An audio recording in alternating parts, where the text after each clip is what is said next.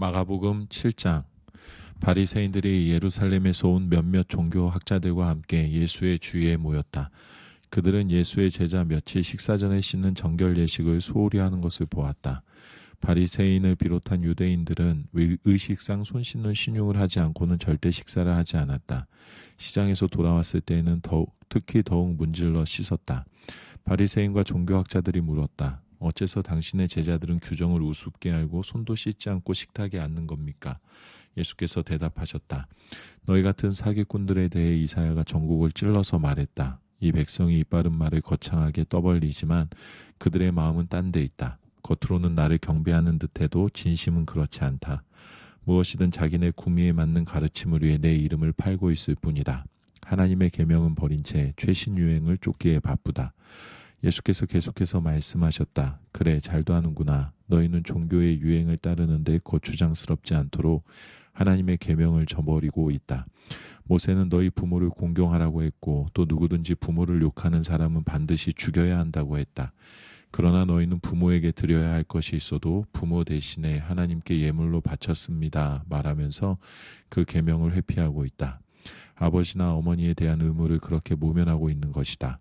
너희는 하나님의 말씀을 지워버리고 그 자리에 아무 것이나 원하는 대로 써넣는다. 너희는 이 같은 일을 다 반사로 한다. 예수께서 다시 무리를 불러놓고 말씀하셨다. 잘 듣고 마음에 새겨두어라. 너희 삶을 더럽히는 것은 너희가 입으로 삼키는 것이 아니라 너희 입에서 토해내는 것이다. 그것이야말로 정말 더러운 것이다. 예수께서 무리와 헤어져 집에 돌아오셨을 때에 제자들이 말했다. 잘 모르겠습니다. 쉽게 말해 주십시오. 예수께서 말씀하셨다. 너희가 우둔해지기로 작정이라도 한 것이냐? 너희가 입으로 삼키는 것이 너희를 더럽힐 수 없다는 것을 모르느냐? 그것은 너희 마음으로 들어가지 않고 위로 들어가서 장을 지나 결국 변기의 물과 함께 내려간다. 예수께서 계속해서 말씀하셨다. 사람 속에서 나오는 것이 사람을 더럽히는 법이다. 음란, 정욕, 도둑질, 살인, 간음, 탐욕, 부정부패, 속임수, 방탕, 비열한 눈빛, 중상모략, 교만, 미련함, 이 모두가 마음에서 토해내는 것이다. 너희를 더럽히는 근원은 바로 거기다. 예수께서 거기에서 두로 지방으로 떠나셨다. 그분은 아무도 못 본 줄 알고 그곳의 한 집에 들어가셨으나 사람들의 이목을 피할 수 없었다. 예수께서 안에 들기가 무섭게 고통당하는 딸을 둔 한 여자가 그분이 그곳에 계시다는 말을 듣고 찾아왔다. 여자는 예수의 발 앞에 무릎을 꿇고는 도와달라고 애원했다. 그 여자는 수로보니게 출신의 그리스 사람이었다. 여자는 예수께 자기 딸을 고쳐달라고 간청했다. 예수께서 말씀하셨다. 줄을 서서 차례를 기다려라. 자녀들을 먼저 먹이는 법이다. 그리고 남은 것이 있으면 개들의 차지다. 여자가 말했다. 지당하신 말씀입니다, 주님. 하지만 상 밑의 개들도 자녀들이 흘리는 부스러기는 먹지 않습니까? 예수께서 감동하셨다. 내 말이 맞다. 가거라. 내 딸이 더 이상 고통당하지 않게 되었다. 괴롭히던 귀신이 떠나갔다. 여자가 집에 가보니 딸이 침대에 편히 누웠고 고통이 아주 사라져 버렸다. 예수께서 다시 두로 지방을 떠나서 시돈을 지나 갈릴리 호수로 돌아와서 데가볼리 지방으로 건너가셨다. 어떤 사람들이 듣지도 말하지도 못하는 사람을 예수께 데려와 손을 얹어 고쳐주시기를 청했다. 예수께서 그 사람을 따로 데리고 저만치 가셔서 그의 귀에 손가락을 넣고 그의 혀에 침을 묻히셨다. 그러고는 하늘을 우러러 기도하시고 깊이 탄식하며 명하셨다. 에바다, 열려라. 그러자 그대로 되었다. 그 사람의 귀는 이제 똑똑히 들렸고 말도 분명해졌다. 순식간의 일이었다. 예수께서 그들에게 입단속을 시켰으나 그럴수록 그들은 흥분하여 더욱 퍼뜨리고 다녔다.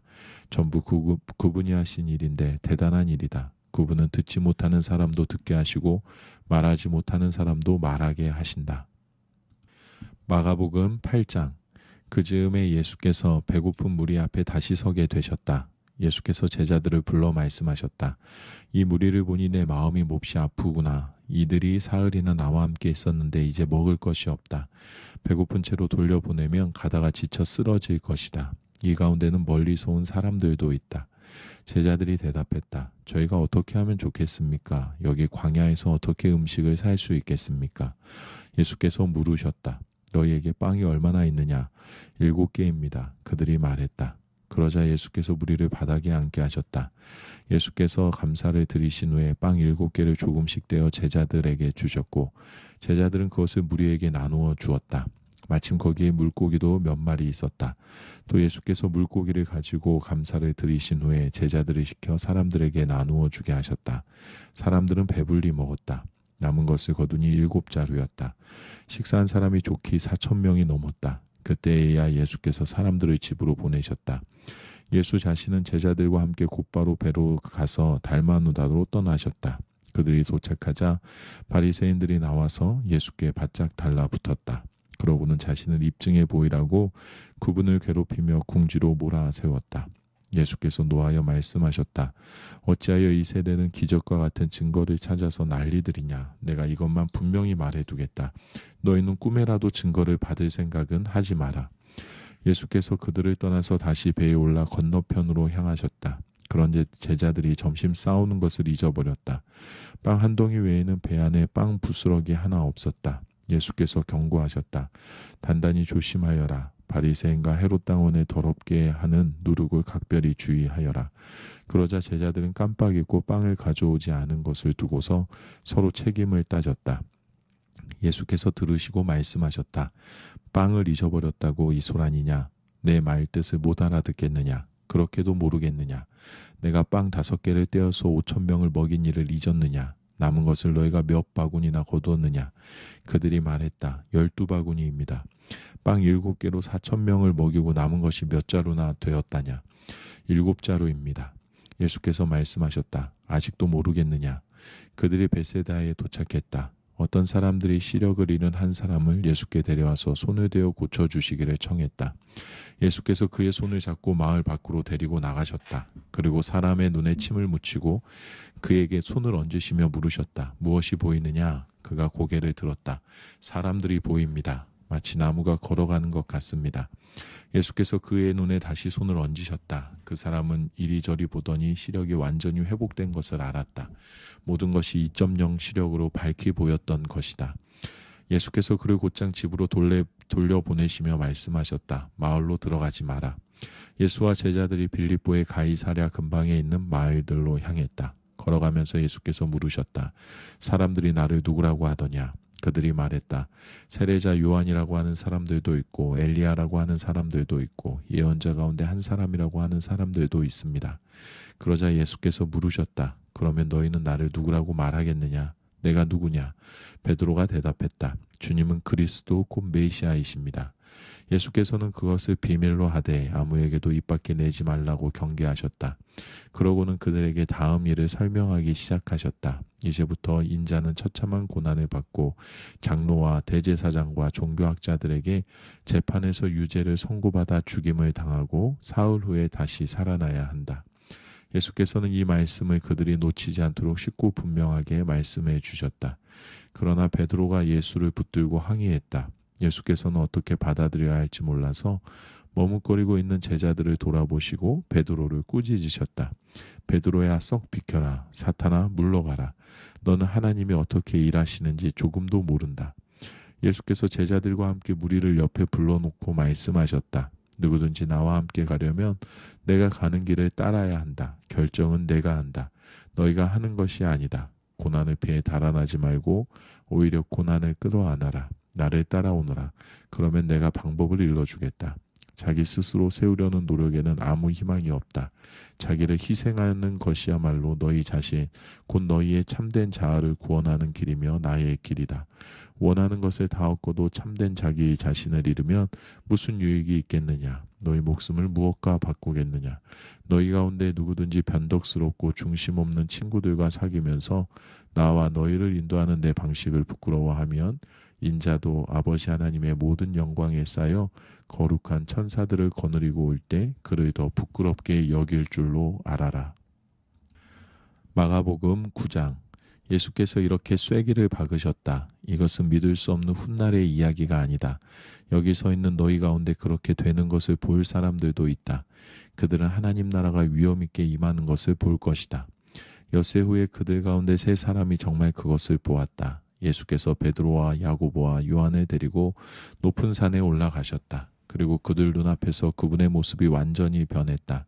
그분의 옷은 아무리 표백해도 더 하얘질 수 없을 만큼 반짝반짝 빛났다. 엘리야와 모세가 함께 나타나서 예수와 깊은 대화를 나누고 있었다. 베드로가 끼어들었다. 라삐님, 지금은 중대한 순간입니다. 기념비 셋을 세우는 것이 어떻겠습니까? 하나는 주님을 위해, 하나는 모세를 위해, 하나는 엘리야를 위해서 말입니다. 일행과 마찬가지로 눈앞의 광경에 놀란 베드로가 무심코 내뱉은 말이었다. 바로 그때 빛처럼 환한 구름이 그들을 덮더니 구름 속 깊은 데서 한 음성이 들려왔다. 이는 내가 사랑으로 구별한 내 아들이다. 그의 말을 들어라. 잠시 후에 제자들이 눈을 비비며 주변을 둘러보니 오직 예수밖에 보이지 않았다. 산을 내려오면서 예수께서 그들에게 비밀을 지킬 것을 엄히 명하셨다. 너희가 본 것을 아무에게도 말하지 마라. 그러나 인자가 죽은 자들 가운데서 살아난 뒤에는 말해도 좋다. 그들은 죽은 자들 가운데서 살아난다는 것이 도대체 무슨 말인지 몰라 고개를 갸우뚱거렸다. 중간에 제자들이 물었다. 종교학자들은 왜 엘리야가 먼저 와야 한다고 말합니까? 예수께서 대답하셨다. 과연 엘리야가 먼저 와서 인자가 올 때를 위해 모든 것을 준비한다.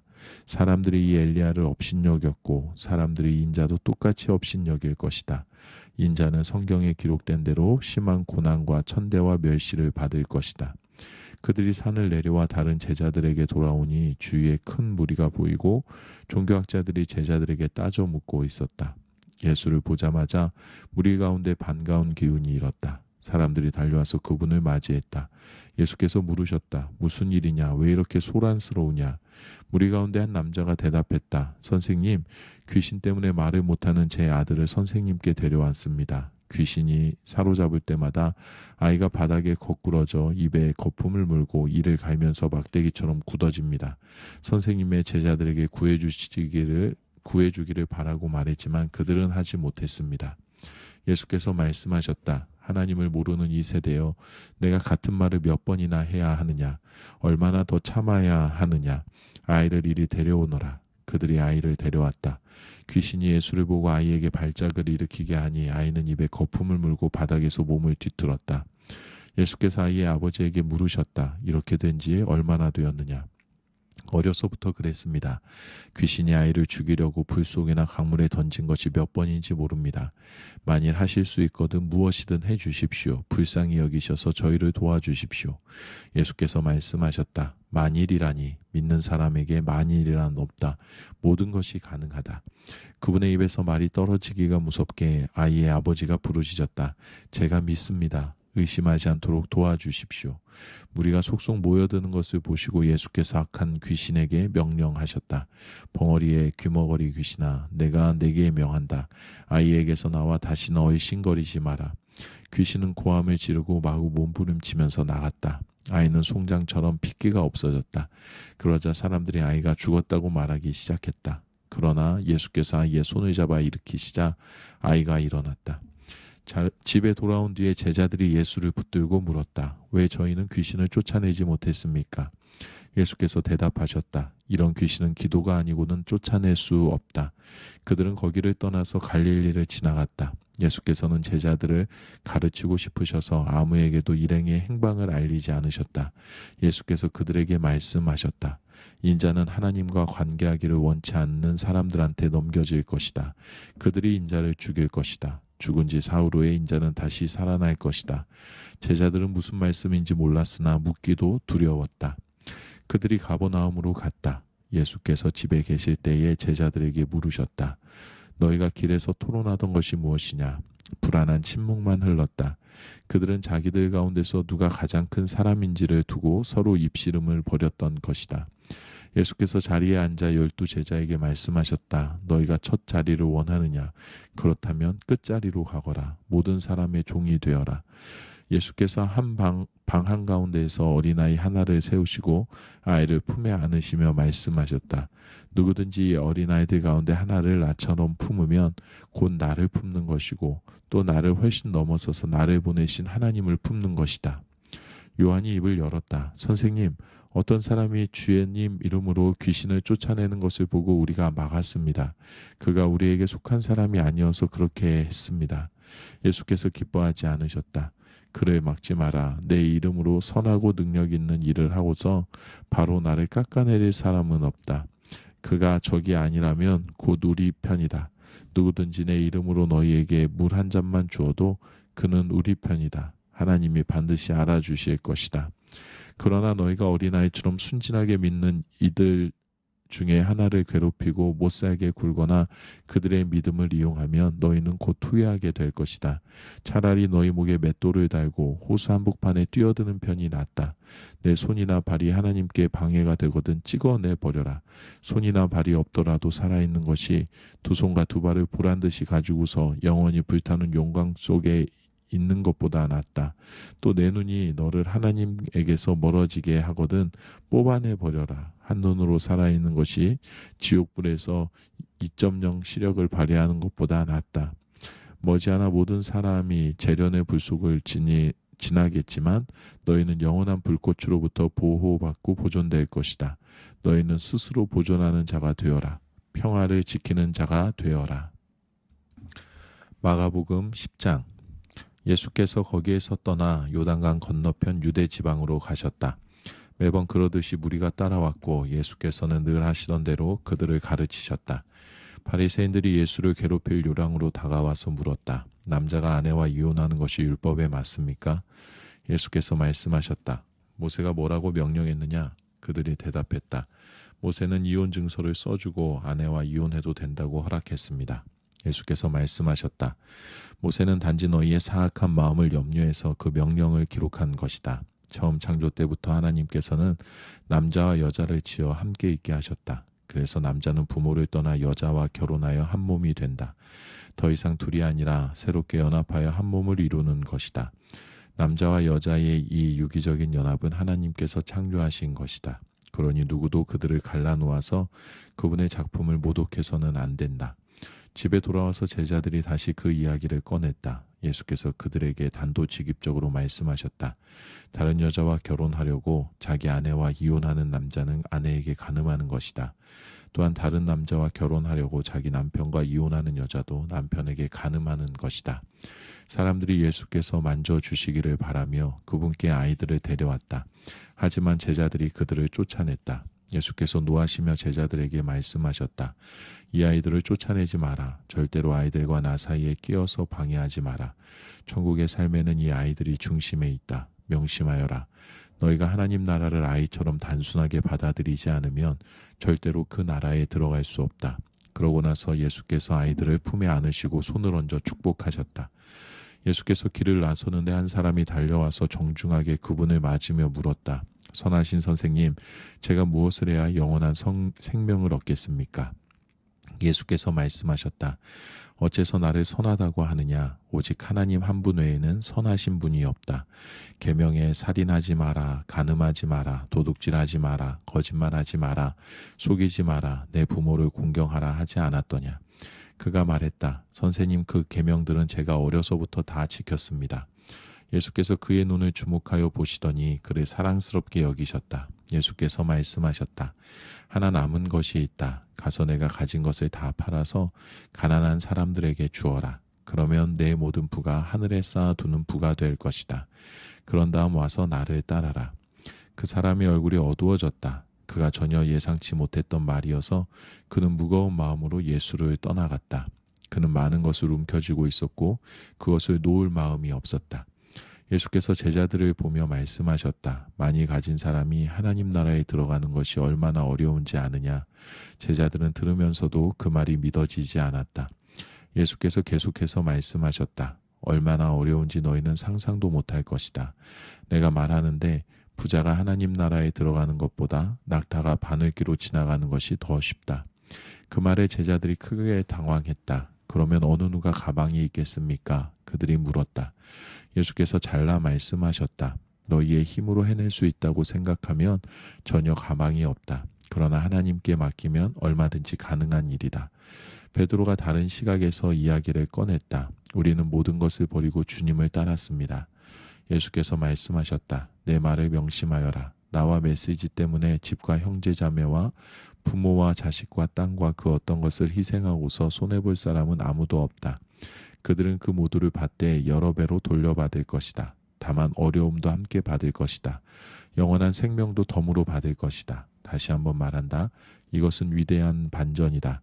먼저였으나 나중되고 나중이었으나 먼저 될 사람이 많을 것이다. 다시 그들은 예루살렘으로 향했다. 예수께서 앞장서셨고 제자들은 적잖이 당황스럽고 두려운 마음으로 그분을 따르고 있었다.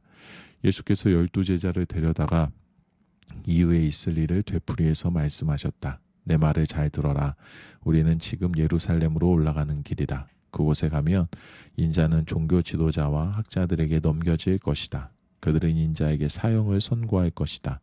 그리고 인자를 로마 사람들에게 넘겨주어 조롱하고 침뱉고 고문하고 죽일 것이다.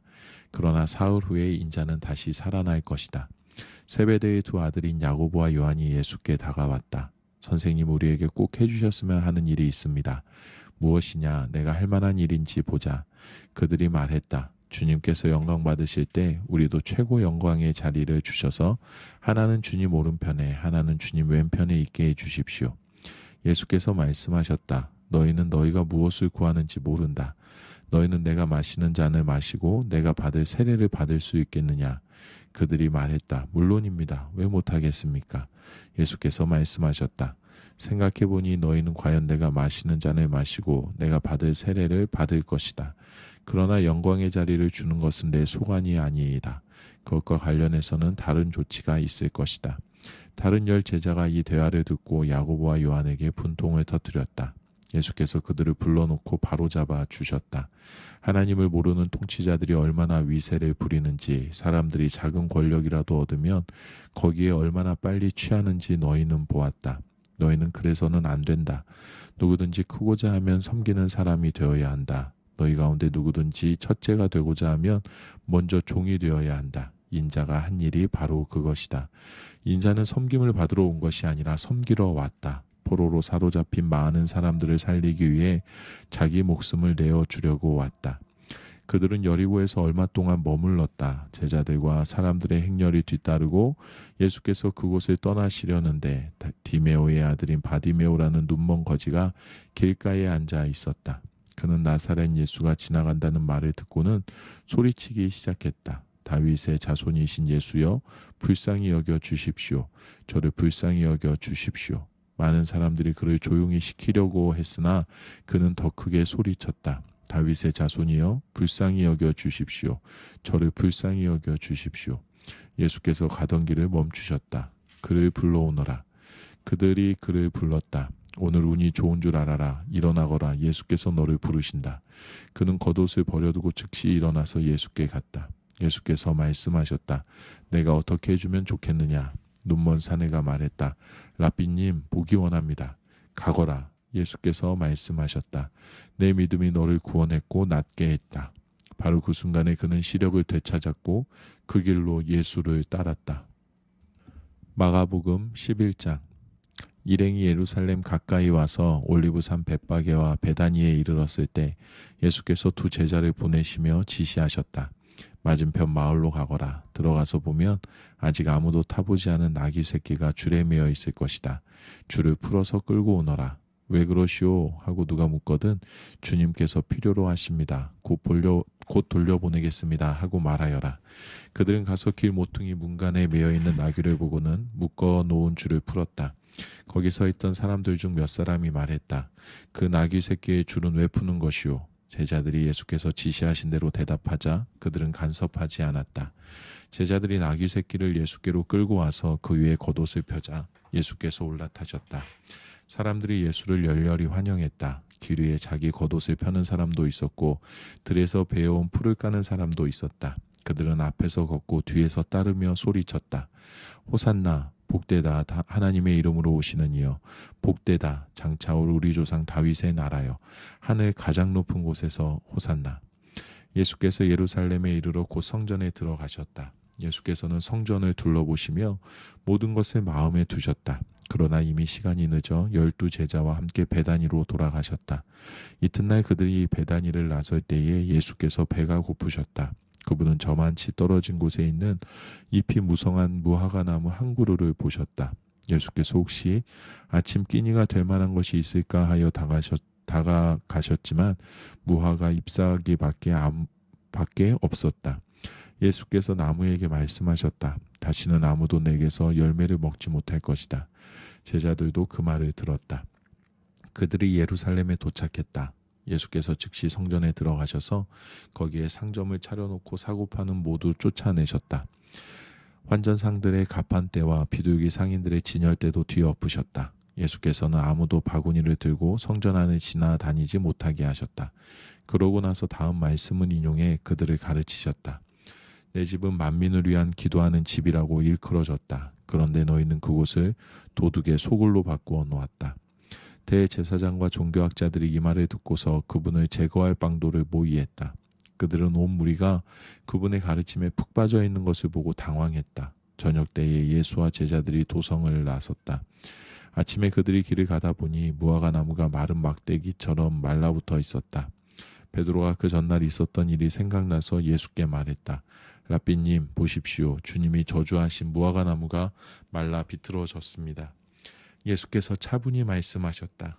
하나님의 생명을 품어라. 정말로 품어라. 그러면 너희가 감당할 수 없을 만큼 힘든 일은 하나도 없을 것이다. 예컨대 얼버무리거나 망설일 것이 없이 이 산도로 가서 호수에 뛰어들어라 하고 말하면 그대로 이루어질 것이다. 그래서 내가 너희더러 작은 일부터 큰 일까지 모든 일에 기도하라고 강권하는 것이다. 하나님의 생명을 품을 때에 너희는 거기에 모든 것을 포함시켜라. 그러면 너희는 하나님의 것을 다 받을 것이다. 그리고 기도할 때에는 구하는 것이 전부가 아님을 기억하여라. 누구에게 서운한 것이 있거든 용서하여라. 그때야 하늘에 계신 너희 아버지께서도 너희 죄를 깨끗이 용서할 마음이 드실 것이다. 그 후에 그들이 다시 예루살렘에 들어가서 성전 안을 걷고 있는데 대제사장과 종교학자와 지도자들이 다가와서 따졌다. 당신의 신임장을 보여주시오. 누구의 권한으로 이렇게 말하고 행동하는 겁니까? 예수께서 대답하셨다. 먼저 한 가지 묻겠다. 내 물음에 답하면 나도 내 신임장을 보여주겠다. 요한의 세례에 관한 것인데 그것이 누구에게서 온 권한이냐? 하늘이냐 사람이냐? 말해보아라. 그들은 자기들이 궁지에 몰린 것을 알아차리고는 뒤로 물러나와 모여서 수군거렸다. 하늘이라고 하면 왜 요한을 믿지 않았느냐고 물을 것이고 사람이라고 하면 온 백성이 요한을 예언자로 떠받드니 우리가 백성 앞에서 몹시 난처해진다. 그들은 이번은 예수께 양보하기로 했다. 우리는 모르오. 그들이 말했다. 예수께서 대답하셨다. 그렇다면 나도 너희 물음에 대답하지 않겠다. 마가복음 12장. 예수께서 그들에게 여러 이야기를 들려주기 시작하셨다. 어떤 사람이 포도원을 세웠다. 그는 포도원에 울타리를 치고 포도즙을 짜는 틀을 파고 망대를 세운 다음에 소작농들에게 맡기고 먼 길을 떠났다. 수확할 때가 되자 그는 수익을 거두려고 소작농들에게 종 한 사람을 보냈다. 소작농들은 그를 잡아서 마구 때려 빈손으로 돌려보냈다. 주인이 다른 종을 보내자 그들은 그를 골탕 먹이고 모욕을 주었다. 주인이 또 다른 종을 보내자 그들은 그를 죽여버렸다. 주인은 계속해서 많은 종들을 보냈으나 소작농들은 그를 때리기도 하고 죽이기도 했다. 결국은 한 사람밖에 남지 않았다. 사랑하는 아들이었다. 포도원 주인은 최후 방책으로 아들을 보내며 저들이 내 아들만큼은 존중하겠지 하고 생각했다. 그러나 소작농들은 오히려 이것을 기회로 삼았다. 그들은 욕심이 가득하여 두 손을 비비며 말했다. 이 자는 상속자다. 그를 죽이고 우리가 재산을 다 차지하자. 그들은 이 아들을 잡아 죽여서 울타리 밖으로 내던졌다. 너희 생각에는 포도원 주인이 어떻게 할 것 같으냐? 맞다. 그가 와서 그들을 다 없애버릴 것이다. 그리고 포도원 관리는 다른 사람들에게 맡길 것이다. 너희가 성경을 직접 읽어보아라. 석공들이 내버린 돌이 이제 모퉁이 돌이 되었다. 이것은 하나님께서 행하신 일, 눈을 씻고 보아도 신기할 따름이다. 대제사장과 종교학자와 지도자들은 당장 예수를 잡고 싶었으나 여론이 두려워 참았다. 그들은 그 이야기가 자기들을 두고 한 것임을 알았다. 그들은 서둘러 그 자리를 떠났다. 그들은 예수를 그들의 올무에 걸리게 하려고 바리새인과 헤롯의 당원 며칠 그분께 보냈다. 뭔가 책 잡힐 만한 발언을 하게 해서 그분을 잡을 심산이었다. 그들이 다가와서 말했다. 선생님, 우리가 알기로 당신은 진실하고 여론에 개의치 않으며 배우는 사람들의 비위를 맞추지 않고 하나님의 도를 정확히 가르칩니다. 그러니 우리에게 말해 주십시오. 황제에게 세금을 내는 것이 법에 맞습니까? 맞지 않습니까? 예수께서 그 질문이 계략임을 아시고 말씀하셨다. 왜 나를 속이려고 드느냐? 동전을 가져다가 내게 보여라. 그들이 예수께 동전을 건넸다. 여기 새겨진 얼굴이 누구 얼굴이냐? 그리고 이 위에 있는 것이 누구 이름이냐? 그들이 말했다. 황제입니다. 예수께서 말씀하셨다. 황제의 것은 황제에게 주고 하나님의 것은 하나님께 드려라. 그들은 말문이 막혀 입이 떡 벌어졌다. 부활의 가능성을 일절 부인하는 사두개파 사람 몇이 예수께 다가와서 물었다. 선생님, 모세는 기록하기를 남자가 자식 없이 아내를 두고 죽으면 그 동생이 형수와 결혼해서 자식을 낳아줄 의무가 있다고 했습니다. 한 번은 7 형제가 있었습니다. 마지가 결혼했는데 자식 없이 죽었습니다. 둘째가 형수와 결혼했으나 역시 자식 없이 죽었습니다. 셋째도 그랬습니다. 7 형제가 다 차례대로 그렇게 했으나 거의 자식이 없었습니다. 마지막에는 여자도 죽었습니다.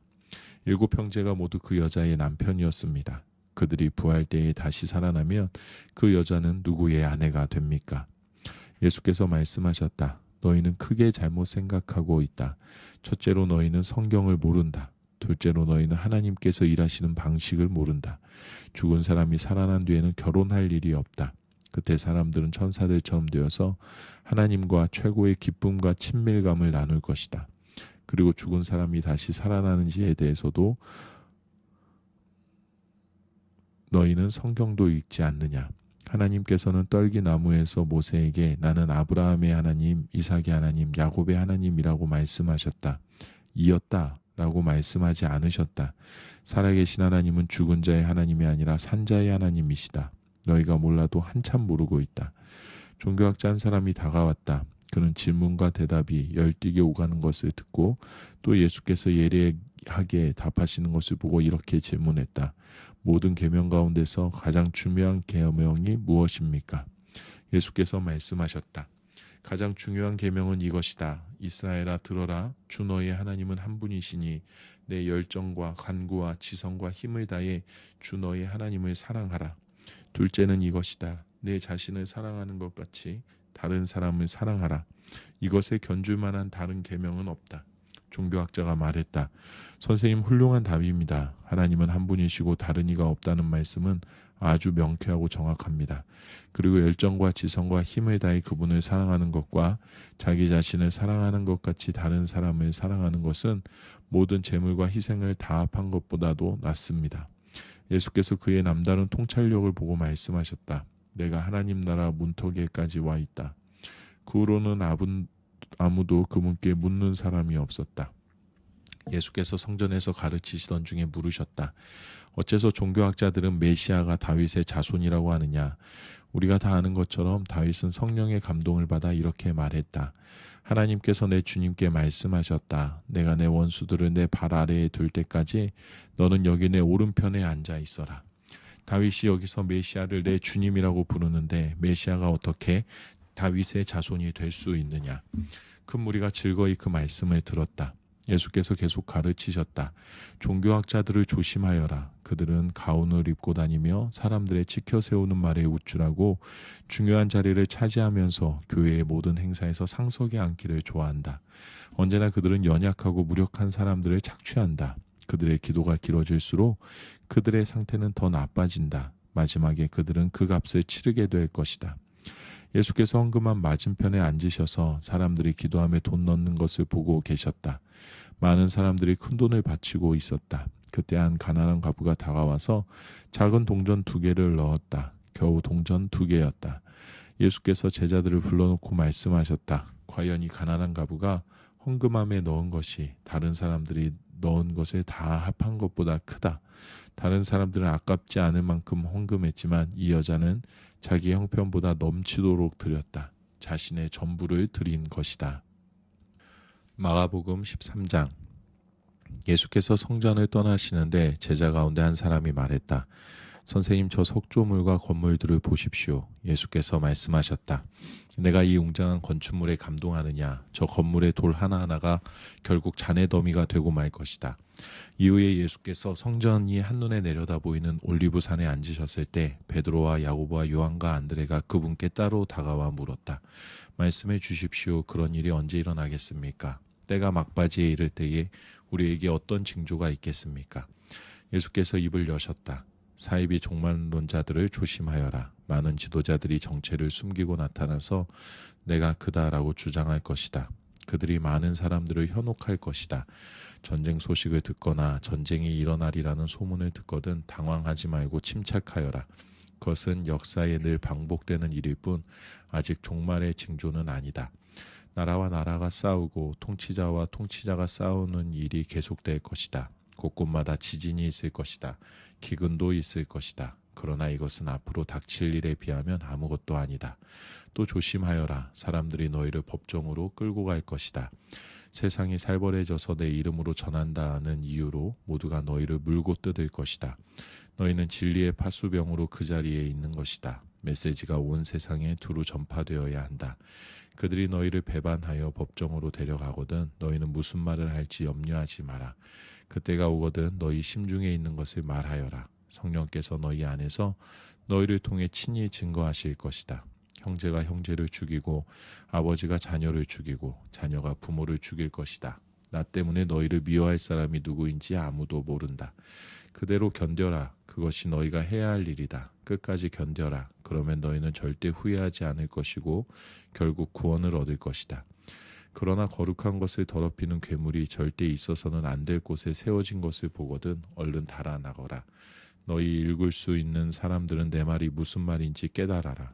그때에 너희가 유대에 살고 있거든 산으로 달아나거라. 마당에서 일하고 있거든 무엇을 가지러 집으로 돌아가지 마라. 밭에 나가 있거든 겉옷을 가지러 돌아가지 마라. 특히 임산부와 젖먹이는 어머니들이 힘들 것이다. 이 일이 한겨울에 일어나지 않기를 바라고 기도하여라. 그때는 괴로운 날이 될 것이다. 하나님께서 세상을 지으신 때로부터 지금까지 이런 일이 없었고 앞으로도 다시는 없을 것이다.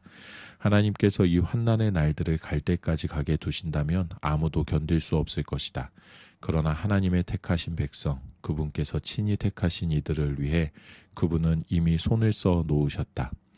누가 너희를 막아서서 메시아가 여기 있다 소리치거나 저기 그분이 있다 가리켜도 속지 마라. 가짜 메시아와 거짓 설교자들이 곳곳에서 출현할 것이다. 그들은 대단한 이력과 현란한 업적으로 알만한 사람들의 눈까지 속일 것이다. 그러니 조심하여라. 내가 너희에게 충분히 경고했다. 그 괴로운 시간들이 지나면 해는 어두워지고 달은 흐려지고 별들은 하늘에서 떨어지고 우주의 세력들은 떨 것이다. 그때야 사람들은 인자가 위엄 있게 오는 것을 볼 것이다. 인자가 오는 것이 하늘에 가득하여 보지 못할 사람이 아무도 없을 것이다. 인자가 천사들을 보내어 택하신 사람들을 이 끝에서 저 끝까지 사방에서 불러들일 것이다. 무화과 나무에서 교훈을 얻어라. 싹이 나서 초록빛이 살짝만 내비쳐도 너희는 여름이 가까이 다가온 줄 안다. 너희도 마찬가지다. 이 모든 일을 보거든 인자가 문 앞에 온 줄 알아라. 이것은 가볍게 여길 일이 아니다. 내가 지금 하는 말은 어느 훗날의 세대에게만 주는 말이 아니라 이 세대에게도 주는 말이다. 이 일들은 반드시 이루어진다. 하늘과 땅은 닳아 없어져도 내 말은 닳아 없어지지 않을 것이다. 그렇다면 정확한 날짜와 시간은 언제인가? 그것은 아무도 모른다.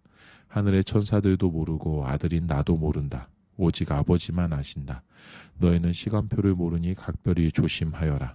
이것은 마치 어떤 사람이 집을 떠나 다른 지방으로 가면서 종들에게 권한을 주어 각각 임무를 맡기고 문지기에게 보초를 설하고 명하는 것과 같다.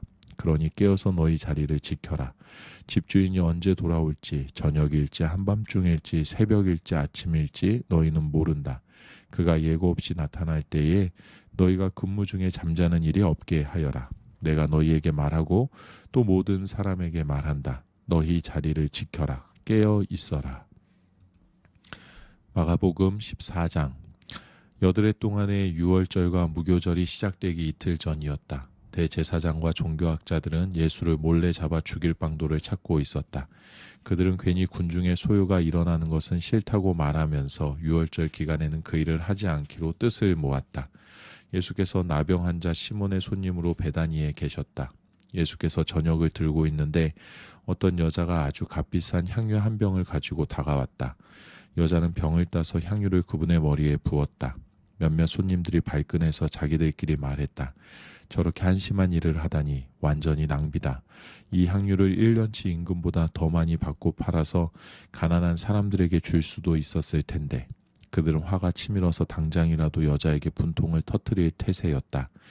그러나 예수께서 말씀하셨다. 가만두어라. 너희는 어째서 이 여자를 괴롭게 하느냐?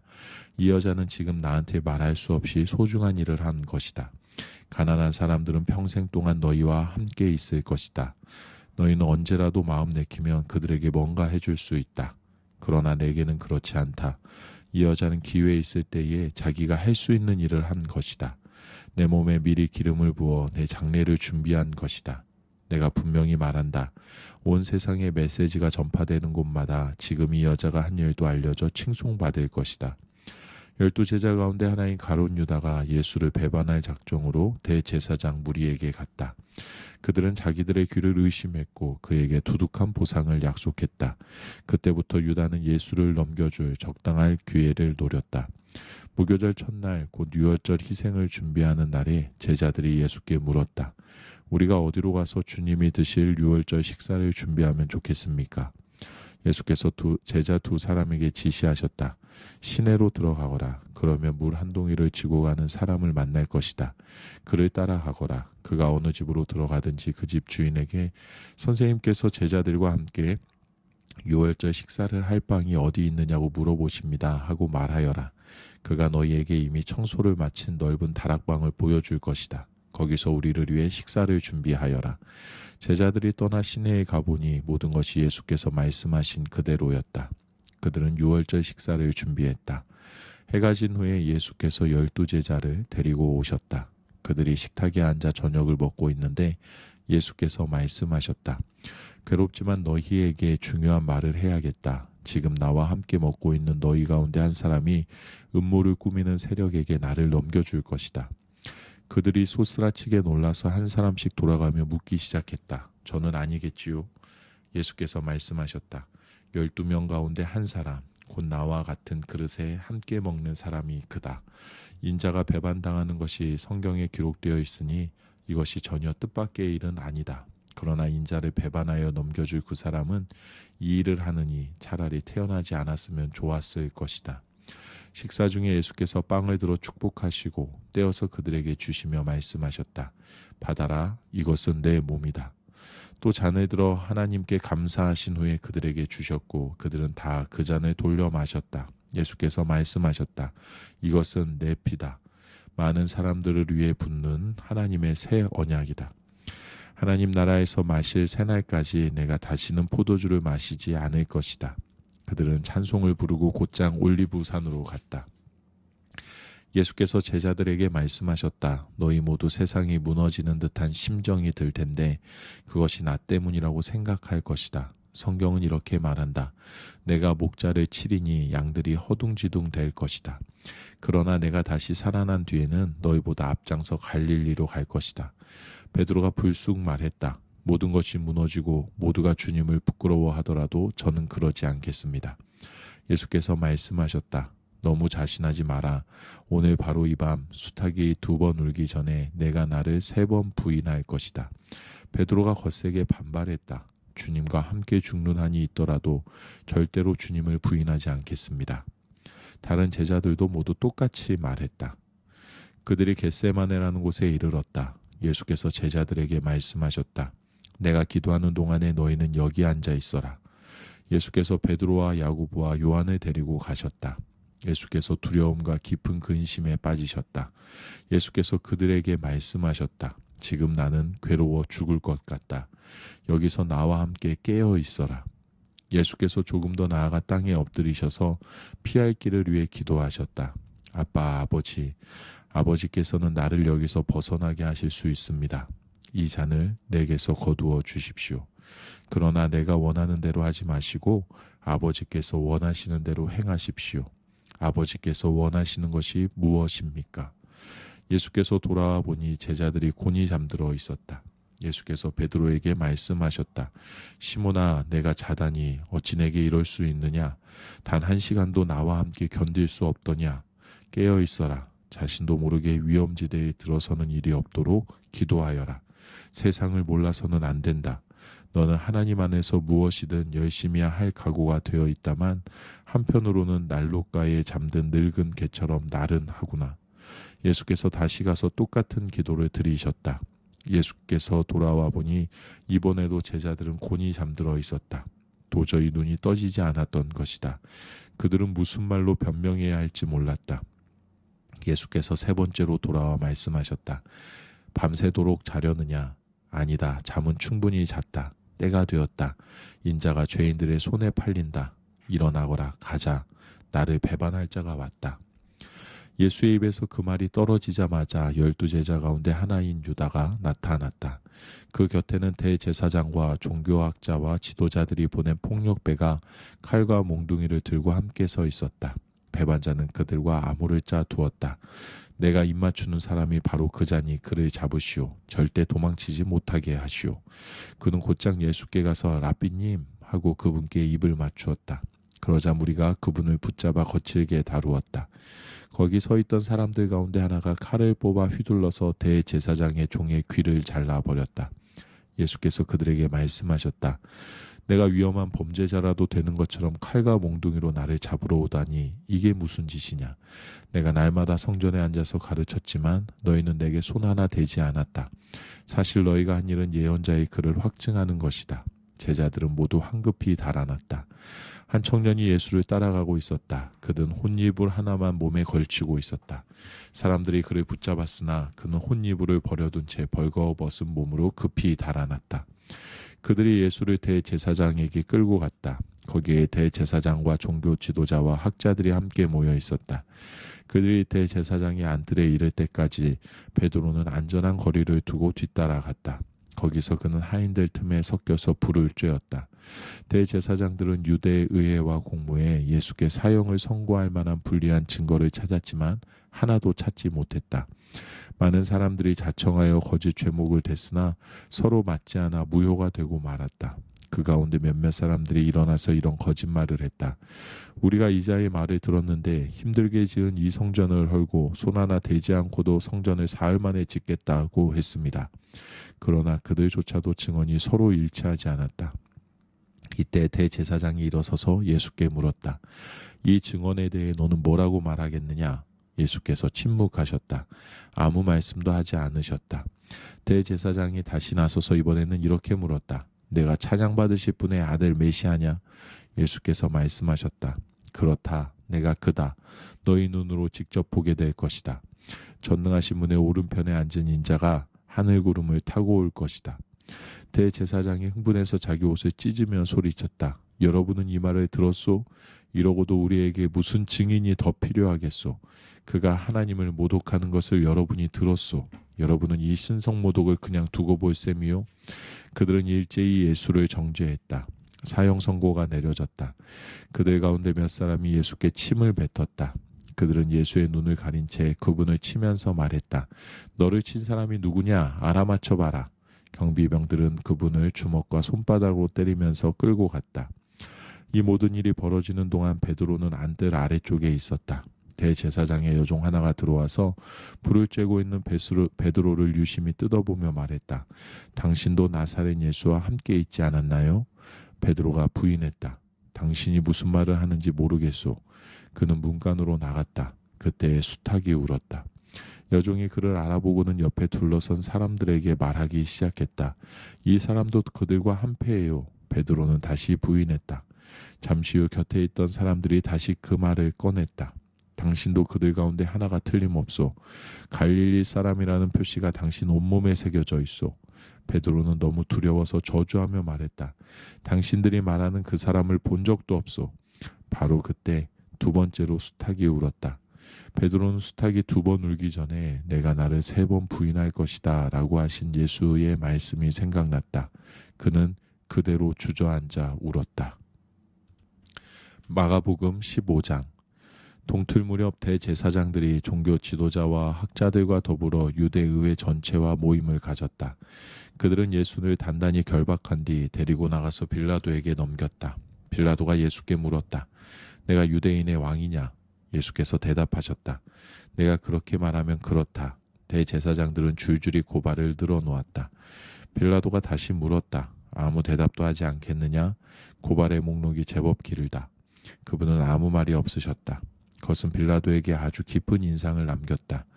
명절이 되면 백성이 요구하는 죄수 하나를 풀어주는 관례가 있었다. 바라바라 하는 죄수가 있었는데 그는 로마에 대항하는 반란 중에 살인을 저지른 선동자들과 함께 감금되어 있었다. 무리가 다가와서 죄수를 풀어달라는 탄원을 올리려고 할 즈음에 빌라도는 이미 그들이 할 말을 예상하고 있었다. 여러분은 내가 유대인의 왕을 풀어주기를 원하오. 빌라도는 대제사장들이 예수를 자기에게 넘긴 것이 순전히 악의에서 비롯된 일임을 알고 있었다. 대제사장들은 바라바를 풀어달라고 하도록 이미 무리를 선동해 두었다. 빌라도가 되받았다. 당신들이 유대인의 왕이라고 하는 이 사람을 내가 어찌하면 되겠소? 그들이 소리질렀다. 십자가에 못 박으시오. 빌라도가 따졌다. 그러나 무슨 제목 때문이요? 제목 때문이요. 그들이 더 크게 소리질렀다. 십자가에 못 박으시오. 빌라도는 무리의 뜻을 들어주었다. 바라바를 석방하고 예수는 채찍질하여 십자가에 못 박도록 넘겨주었다. 병사들이 예수를 관저로 데리고 들어가서 부대 전체를 불러 모았다. 그들은 예수께 자주색 옷을 입히고 가시나무로 엮은 왕관을 그분 머리에 씌웠다. 그리고 예수를 조롱하기 시작했다. 유대인의 왕 만세! 그들은 몽둥이로 그분의 머리를 때리고 침을 뱉고 무릎을 꿇고서 그분께 경배하는 신용을 했다. 실컷 즐기고 난 그들은 예수의 자주색 망토를 벗기고 다시 그분의 옷을 입혔다. 그런 다음 예수를 십자가에 못 박으려고 끌고 나갔다. 알렉산더와 루포의 아버지인 구레네 사람 시몬이 마침 일을 마치고 그 길을 지나고 있었다. 병사들이 그에게 예수의 십자가를 지게 했다. 병사들은 예수를 해골 언덕이라는 뜻의 골고다로 데려갔다. 그들은 가벼운 진통제를 예수께 주었으나 그분은 마시려고 하지 않으셨다. 곧 그들이 예수를 십자가에 못 박았다. 그들은 예수의 옷가지를 나눠 가지며 누구 몫이 되나 보려고 주사위를 던졌다. 병사들은 오전 9시에 예수를 십자가에 못 박았다. 유대인의 왕이라고 쓰여진 그분의 죄목이 십자가에 적혀 있었다. 예수와 함께 죄수 두 사람도 십자가에 달렸는데 하나는 그분 오른쪽에 다른 하나는 그분 왼쪽에 달렸다. 길을 가던 사람들은 슬픈 척 고개를 저으며 예수를 조롱했다. 성전을 헐고 사흘 만에 다시 짓겠다고 으스대던 내가 아니냐. 그러니 실력을 보여봐라. 내 자신을 구원해보라고. 내가 정말 하나님의 아들이면 그 십자가에서 내려와 봐라. 바로 그 자리에서 대제사장들도 종교학자와 나머지 사람들과 어울려 신나게 그분을 비웃었다. 그가 다른 사람은 구원하더니 자기는 구원하지 못하는군. 메시아라고? 이스라엘의 왕이라고? 그럼 그 십자가에서 내려와 보시지. 그러면 우리가 다 믿을 텐데. 예수와 함께 십자가에 못 박힌 사람들까지도 조롱에 가세했다. 정오에 하늘이 칠흑같이 어두워졌다. 어둠은 이후 3시간 동안 계속되었다. 3시에 예수께서 깊은 데서부터 신음하며 큰 소리로 부르짖으셨다. 엘로이 엘로이 라바 사박다니. 이 말은 나의 하나님 어찌하여 나를 버리셨습니까? 라는 뜻이다. 곁에서 그 말을 들은 몇몇 사람들이 들어보아라. 이 사람이 엘리야를 부른다 하고 말했다. 누군가가 손뭉치를 신포도주에 적셔서 장대에 달아 올려 예수께 주면서 말했다. 엘리야가 와서 그를 내려주나 보자. 그러나 예수께서 크게 소리 지르시고 숨을 거두셨다. 그 순간 성전의 휘장이 한가운데가 찢어졌다. 그분 앞에서 보초를 서고 있던 로마군 지휘관이 그분의 숨이 멎은 것을 보고 말했다. 이 사람은 하나님의 아들이 틀림없다. 여자들이 멀리서 지켜보고 있었는데 그 중에는 막달라 마리아, 작은 야고보와 요새의 어머니 마리아, 그리고 살로메도 있었다. 이 여자들은 예수께서 갈릴리에 계실 때 그분을 따르며 섬겼고 그분과 함께 예루살렘까지 올라온 사람들이다. 그날은 예비일인데 오후 늦게 유대의회의 명망 높은 의원인 아리마대 사람 요셉이 왔다. 그는 하나님 나라를 바라보면서 그 나라를 손꼽아 기다리며 사는 사람이었다. 그는 용기를 내어 빌라도에게 가서 예수의 시신을 거두게 해달라고 청했다. 빌라도는 예수가 그렇게 금세 죽을 수 있는지 의아해하면서 지휘관을 불러 그가 정말로 죽었는지 확인하게 했다. 지휘관의 확인을 받고서 빌라도는 요셉에게 예수의 시신을 내주었다. 세마포 수의를 사둔 요셉은 예수를 십자가에서 내려 수의에 썼다. 그런 뒤에 바위를 깎아서 만든 무덤에 그분을 모셔두고 큰 돌을 굴려서 입구를 막았다. 막달라 마리아와 요새의 어머니 마리아가 장례 치르는 것을 지켜보았다. 마가복음 16장. 안식일이 지나자 막달라 마리아와 야고보의 어머니 마리아와 살로메는 예수께 바르려고 향료를 샀다. 일요일 이른 새벽 해뜰 무렵에 그들은 무덤으로 갔다. 그들은 누가 우리를 위해 무덤에서 돌을 굴려줄까 하고 서로 걱정하며 말했다. 그들이 문득 고개를 드니 돌, 아주 큰 돌이었다. 돌이 이미 굴려져 있었다. 그들은 곧바로 안으로 들어갔다. 한 청년이 흰 옷차림으로 오른쪽에 앉아있는 것이 보였다. 그들은 몹시 당황하여 놀랐다. 그가 말했다. 두려워 마라. 너희가 나사렛 예수 십자가에 못 박히신 그분을 찾는 줄을 안다. 그분은 다시 살아나셨다. 그분은 더 이상 여기 계시지 않는다. 너희 눈으로 보는 것처럼 이곳은 비어 있다. 자, 어서 가거라. 그분께서 너희보다 먼저 갈릴리로 가신다고 제자들과 베드로에게 말하여라. 그분이 전에 말씀하신 대로 너희는 거기서 그분을 뵐 것이다. 그들은 얼른 밖으로 나왔다. 현기증이 날 정도로 정신이 없었고 너무 놀라서 아무한테도 말하지 못했다. 예수께서 죽은 자들 가운데서 살아나신 뒤 일요일 이른 아침에 막달라 마리아에게 나타나셨다. 마리아는 예수께서 전에 7 귀신에게서 구해준 사람이다. 마리아는 예수와 함께하던 사람들이 슬퍼하며 울고 있는 곳으로 가서 말했다.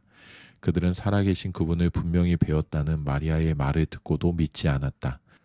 나중에 그들 가운데 2 사람이 시골길을 걸어가고 있는데 예수께서 다른 모습으로 그들에게 나타나셨다. 그들이 돌아가서 나머지 사람들에게 말했으나 역시 믿지 않았다. 그 후에 11 제자가 저녁을 먹고 있는데 예수께서 나타나셔서 그분이 살아나신 것을 본 사람들의 말을 믿지 않는 제자들의 불신앙을 아주 엄하게 꾸짖으셨다. 그리고 말씀하셨다. 세상 속으로 들어가거라. 어디든지 가서 하나님의 복된 소식인 메시지를 모두에게 알려라. 누구든지 믿고 세례를 받으면 구원을 받고 누구든지 믿지 않으면 정죄를 받을 것이다. 믿는 사람들에게 따를 표적 몇 가지는 이렇다.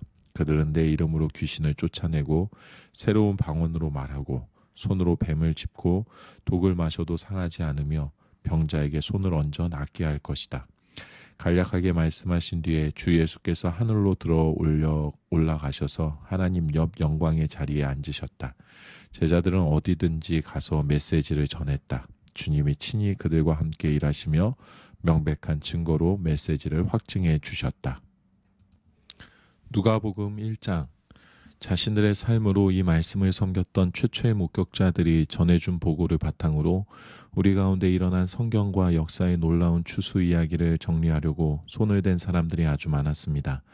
이야기의 발단부터 시작해 모든 보고를 아주 자세히 살펴본 나도 데오빌로 각 하루리의 모든 것을 상세하게 기록하기로 했습니다. 이로써 각 학계에서는 그동안 배운 것이 믿을 만한 것임을 확실히 알게 될 것입니다. 유대왕 헤롯이 다스리던 때에 아비야 반열에서 직무를 맡은 제사장이 있었다. 그의 이름은 사가랴였다. 그의 아내는 아론의 후손으로 이름은 엘리사벳이었다. 이들 부부는 주의하여 계명의 도를 지키고 하나님 앞에서 깨끗한 양심을 품고서 바르게 살았다. 그러나 엘리사벳이 임신을 할 수 없어 그들에게는 자식이 없었고 이미 나이도 많았다. 마침 사가랴가 자기 차례가 되어 하나님 앞에서 제사장 직무를 수행하고 있었는데 그가 하나님의 성소에 들어가 분향하는 일을 맡게 되었다. 그것은 평생 한 번 오는 일이었다. 분향 시간에 회중은 성전 바깥에 모여 기도하고 있었다. 그때 하나님의 천사가 예고도 없이 성소의 분향단 오른쪽에 나타났다. 사가랴는 두려워서 그 자리에 얼어붙었다. 천사가 그를 안심시켰다. 사가랴야 두려워 마라. 하나님께서 내 기도를 들으셨다. 내 아내 엘리사벳이 아들을 낳을 것이다. 너는 그 이름을 요한이라고 하여라. 너는 기뻐서 사슴처럼 뛸 것이며 너뿐만 아니라 많은 사람들이 그의 출생을 즐거워할 것이다. 그는 하나님께 큰 인물이 될 것이다.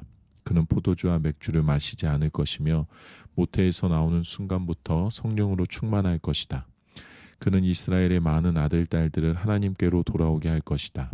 그는 엘리야의 방식과 능력으로 하나님의 오심을 알리고 자녀를 향한 부모의 마음을 녹이며 완고한 회의론자들의 마음에 뜨거운 깨달음의 불이 타오르게 할 것이다.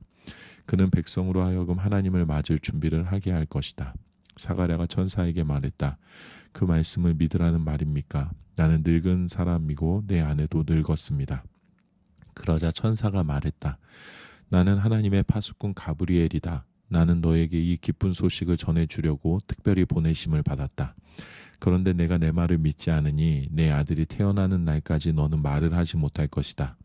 내가 너에게 한 말은 하나님의 때가 되면 그대로 다 이루어질 것이다. 한편 사가랴를 기다리던 회중은 그가 성소 안에 왜 그렇게 오래 있는지 이상하게 여기며 조바심을 냈다. 사가랴가 밖으로 나와 말을 하지 못하자 그들은 그가 환상을 본 줄 알았다. 사가랴는 계속해서 말을 하지 못한 채 손짓으로 사람들에게 뜻을 전해야 했다. 제사장 직무기간이 끝나자 사가랴는 집으로 돌아갔다. 얼마 후에 그의 아내 엘리사벳이 임신했다. 그녀는 아이를 갖게 된 것을 기뻐하며 5달 동안을 홀로 떨어져 지냈다. 그녀는 하나님께서 나의 딱한 처지를 이렇게 보상해 주시는구나 라고 말했다.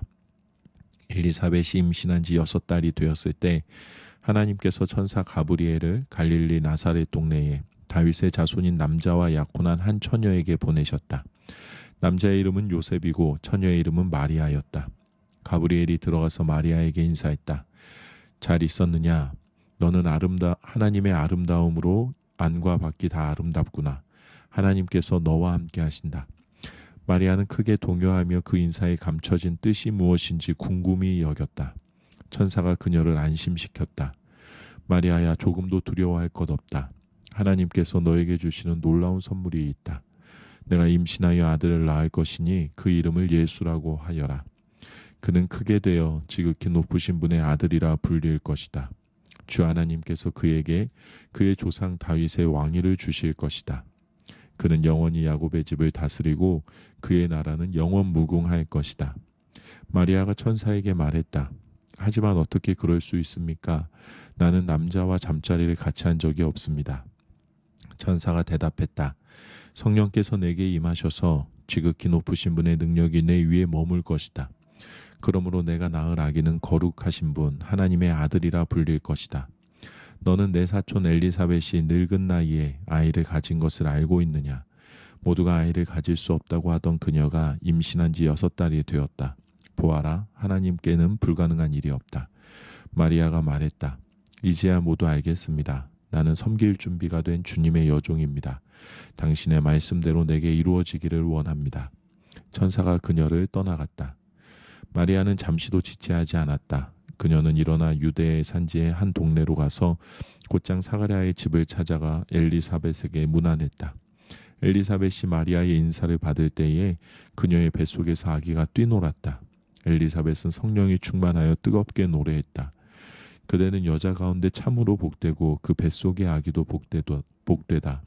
내 주님의 어머니가 나를 찾아오다니 이 큰 복이 어찌된 일인가. 그대의 문안하는 소리가 내 귀에 들리는 순간 내 뱃속의 아기가 마냥 기뻐서 어린 양처럼 뛰어놀았다.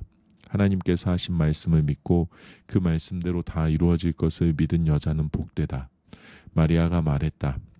하나님이 들려주신 복된 소식으로 내 마음이 터질 듯하니 내 구주 되신 하나님의 노래로 기뻐 춤추리라. 하나님이 나를 주목하심으로 무슨 일이 일어났는지 보라. 나는 이 땅에서 가장 복된 여자다. 하나님이 내게 행하신 일 영원토록 잊지 않으리. 다른 모든 것과 구별되시는 하나님, 그 이름 거룩하시다. 그 앞에 두려워 떠는 이들에게 그의 잡이 물밀듯 밀려오네.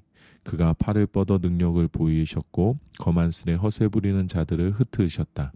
오만한 폭군들을 내리치시고 고통당한 이들을 진창에서 건져내셨다.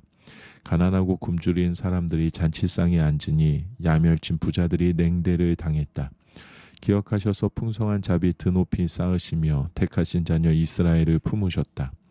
아브라함으로 시작해 지금까지 약속하신 대로 그의 자비가 정확히 이루어졌다. 마리아는 6달 동안 엘리사벳과 함께 있다가 자기 집으로 돌아갔다. 출산일이 되어 엘리사벳이 아들을 낳았다. 이웃과 친척들은 하나님께서 그녀에게 베푸신 큰 자비를 보고 함께 즐거워했다.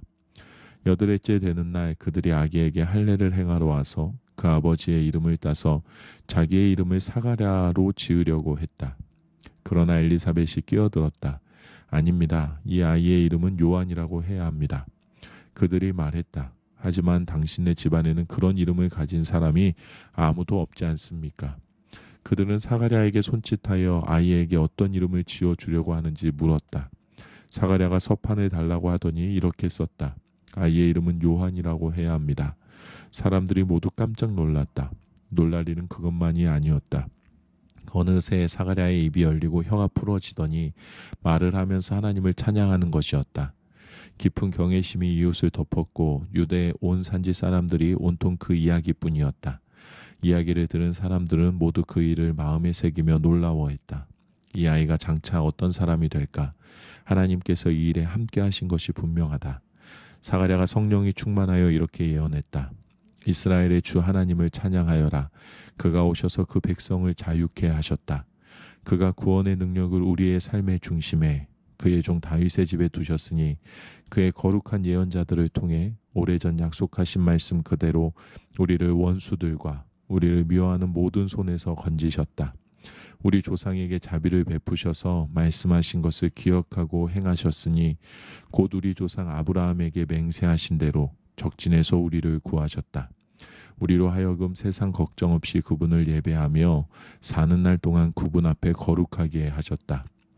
지극히 높으신 분의 예언자인 내 아기여, 너는 주님 앞서 가서 그의 길을 예비하고 그의 백성에게 구원과 죄 용서의 소식을 전해줄 것이다. 하나님의 자비로우신 마음, 하나님의 해돋음 우리에게 임하셔서 어둠 속 죽음의 그늘에 앉아있는 이들을 비추고 우리의 길을 한 걸음씩 밝혀 평화의 길로 인도할 것이다. 아이는 자라며 심령이 굳세어졌다. 그는 예언자로 이스라엘에 등장하기까지 광야에서 살았다. 누가복음 2장. 그 무렵 아우구스투스 황제가 명령을 내려 제국 전역의 인구조사를 실시하도록 했다. 이것은 구레뇨가 시리아 총독일 때 실시한 첫 인구조사였다. 모든 사람이 자기 조상의 고향으로 돌아가서 조사를 받아야 했다.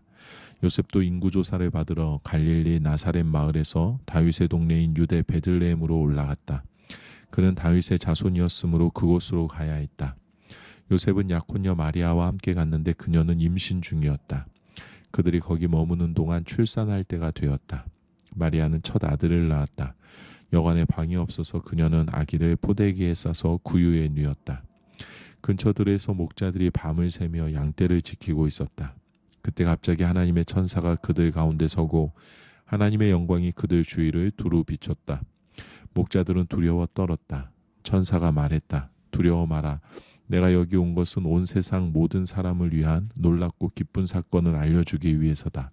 방금 다윗의 동네에 구주가 나셨으니 그는 메시아요 주님이시다. 너희는 가서 포대기에 쌓여 구유에 누워 있는 아기를 찾아라. 어느새 어마어마한 천사 합창대가 나타나서 그 천사와 더불어 하나님을 찬양했다. 높은 하늘에서는 하나님께 영광, 땅에서는 그분을 기쁘시게 하는 모든 사람에게 평화. 천사 합창대가 하늘로 물러가자 목자들이 서로 의논했다. 어서 베들레헴으로 가서 하나님이 우리에게 계시해 주신 것을 우리 눈으로 직접 보자. 그들은 그곳을 떠나 한다름에 달려가서 마리아와 요셉과 구유에 누워있는 아기를 찾아냈다. 목자들은 두 눈으로 직접 보고 믿었다.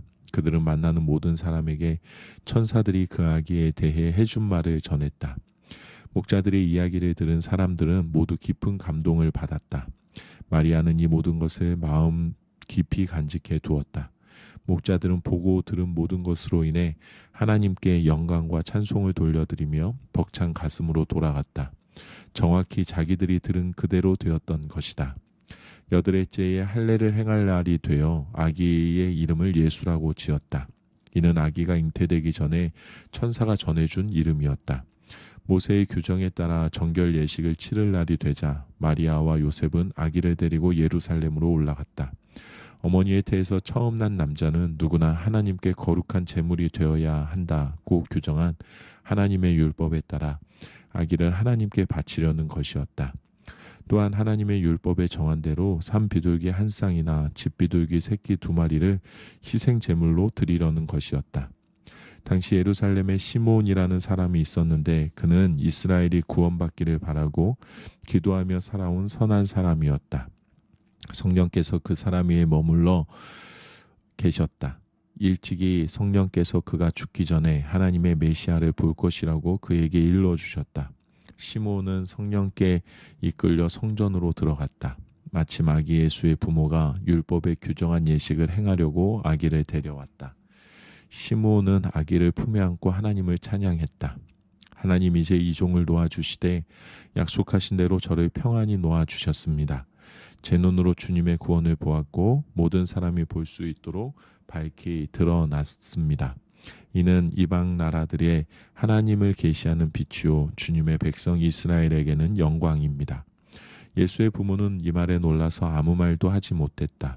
시므온이 그들을 축복하면서 어머니 마리아에게 말했다. 이 아기는 이스라엘 가운데 많은 사람들의 실패와 회복의 표이자 오해와 반대를 받을 인물, 당신의 마음을 칼로 찌를 고통입니다. 그러나 그 거부는 오히려 그들의 가면을 벗겨내어 마침내 하나님께서 그들의 실체를 드러내실 것입니다. 아셀 지파 바누엘의 딸인 예언자 안나도 거기에 있었다. 안나는 나이가 아주 많았다. 그녀는 결혼하고 7년 만에 혼자 된 이후로 84살이 되도록 과부로 살았다. 안나는 성전 경례를 떠나지 않고 금식하고 기도하며 밤낮으로 하나님께 예배를 드렸다. 시므온이 기도하고 있는 바로 그때에 안나가 나타나 하나님께 찬송을 드리면서 예루살렘의 해방을 간절히 기다리는 모든 사람에게 이 아기에 대해 이야기해 주었다. 마리아와 요셉은 하나님의 율법에 규정된 일을 다 마치고 갈릴리에 있는 자기 동네 나사렛으로 돌아왔다. 거기서 아이는 튼튼하고 지혜롭게 자랐다. 하나님의 은혜가 그 아이 위에 머물러 있었다. 해마다 6월절이 되면 예수의 부모는 예루살렘으로 순례길을 떠났다. 예수가 12살 되던 해에 그들은 늘 하던 대로 6월절을 지키러 올라갔다. 절기가 끝나 집으로 돌아갈 때에 아이 예수는 예루살렘에 남아 있었지만 부모는 그 사실을 몰랐다.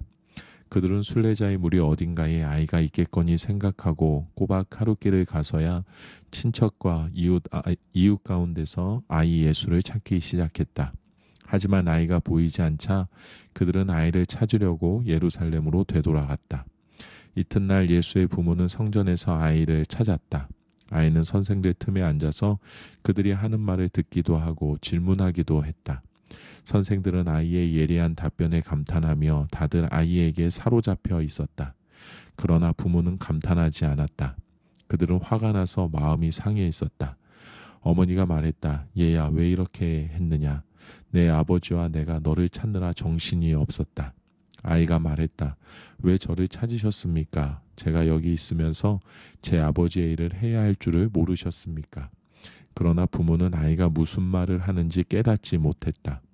아이는 부모와 함께 나사렛으로 돌아와 부모에게 순종하며 살았다. 아이의 어머니는 이 일을 마음 깊이 간직해 두었다.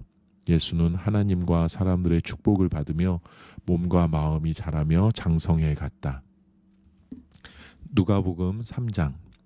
디베르 황제가 다스린 지 15년째 되는 해 곧 본디오 빌라도가 유대 총독으로 있고 헤롯이 갈릴리를 다스리고 그 동생 빌립이 이두레와 드라고닛을 다스리고 루사니아가 아빌레네를 다스리고 안나스와 가야바가 대제사장으로 있을 때에 사가랴의 아들 요한이 광야에 있다가 하나님의 메시지를 받았다. 그는 요단강 주변 지역을 두루 다니며 삶을 고쳐 죄의 용서를 받는 세례를 선포했다. 그것은 예언자 이사야의 글에 기록된 대로였다. 광야에서 외치는 소리여 하나님 오심을 준비하여라. 길을 평탄하고 곧게 하여라. 패인 곳이 메워지고 솟은 곳이 평평해지며 우회로는 고든 길이 되고 흙길은 포장될 것이다. 모든 사람이 거기서 하나님의 구원 행렬을 볼 것이다. 세례가 인기 있는 일이 되다 보니 사람들이 무리지어 세례를 받으러 나왔다. 요한은 그들에게 버럭 소리를 질렀다. 뱀의 자식들아, 이 강가에 슬그머니 내려와서 무엇을 하는 거냐? 너희의 뱀가죽에 물을 좀 묻힌다고 하나님의 심판을 비켜갈 것 같으냐? 바꿔야 할 것은 너희 겉가죽이 아니라 너희 삶이다. 아브라함을 조상으로 내세우면 다 통할 것이라고 생각하지 마라. 아브라함의 자손인 것과는 아무 상관도 없는 일이다. 흔해 빠진 것이 아브라함의 자손이다. 하나님께서 원하시면 돌들로도 아브라함의 자손을 만드실 수 있다. 중요한 것은 너희 삶이다. 너희 삶은 푸르게 꽃피고 있느냐? 말라 죽은 가지라면 땔감이 되고 말 것이다. 무리가 요한에게 물었다. 그러면 우리가 어떻게 해야 합니까? 요한이 말했다. 옷이 2벌 있거든 1벌은 나누어 주어라. 음식도 똑같이 그렇게 하여라. 세금 징수원들도 세례를 받으러 와서 말했다. 선생님, 우리는 어떻게 해야 합니까? 요한이 그들에게 말했다. 더 이상 착취하지 마라. 법에 정한 만큼만 세금을 걷어라. 군인들도 그에게 물었다. 우리는 어떻게 해야 합니까? 요한이 그들에게 말했다. 억지로 빼앗거나 협박하지 마라. 너희가 받는 봉급으로 만족하여라. 어느새 사람들의 관심이 고조되고 있었다. 그들은 모두 이 요한이 혹시 메시아가 아닐까 하고 궁금하기 시작했다.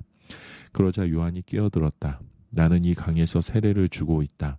이 드라마의 주인공은 너희 안에 천국의 삶과 불과 성령을 발화시켜 너희를 완전히 바꾸어 놓으실 것이다. 그분께 비하면 나는 잔심부름꾼에 지나지 않는다. 그분은 집을 깨끗이 하실 것이다. 너희의 삶을 대대적으로 정리하실 것이다. 그분은 참된 것은 모두 하나님 앞 제자리에 두시고 거짓된 것은 모두 끄집어내어 쓰레기와 함께 태워버리실 것이다. 그 밖에도 많은 말을 들려주었는데 사람들에게 힘이 되는 말, 용기를 북돋아 주는 말이었다. 메시지였다.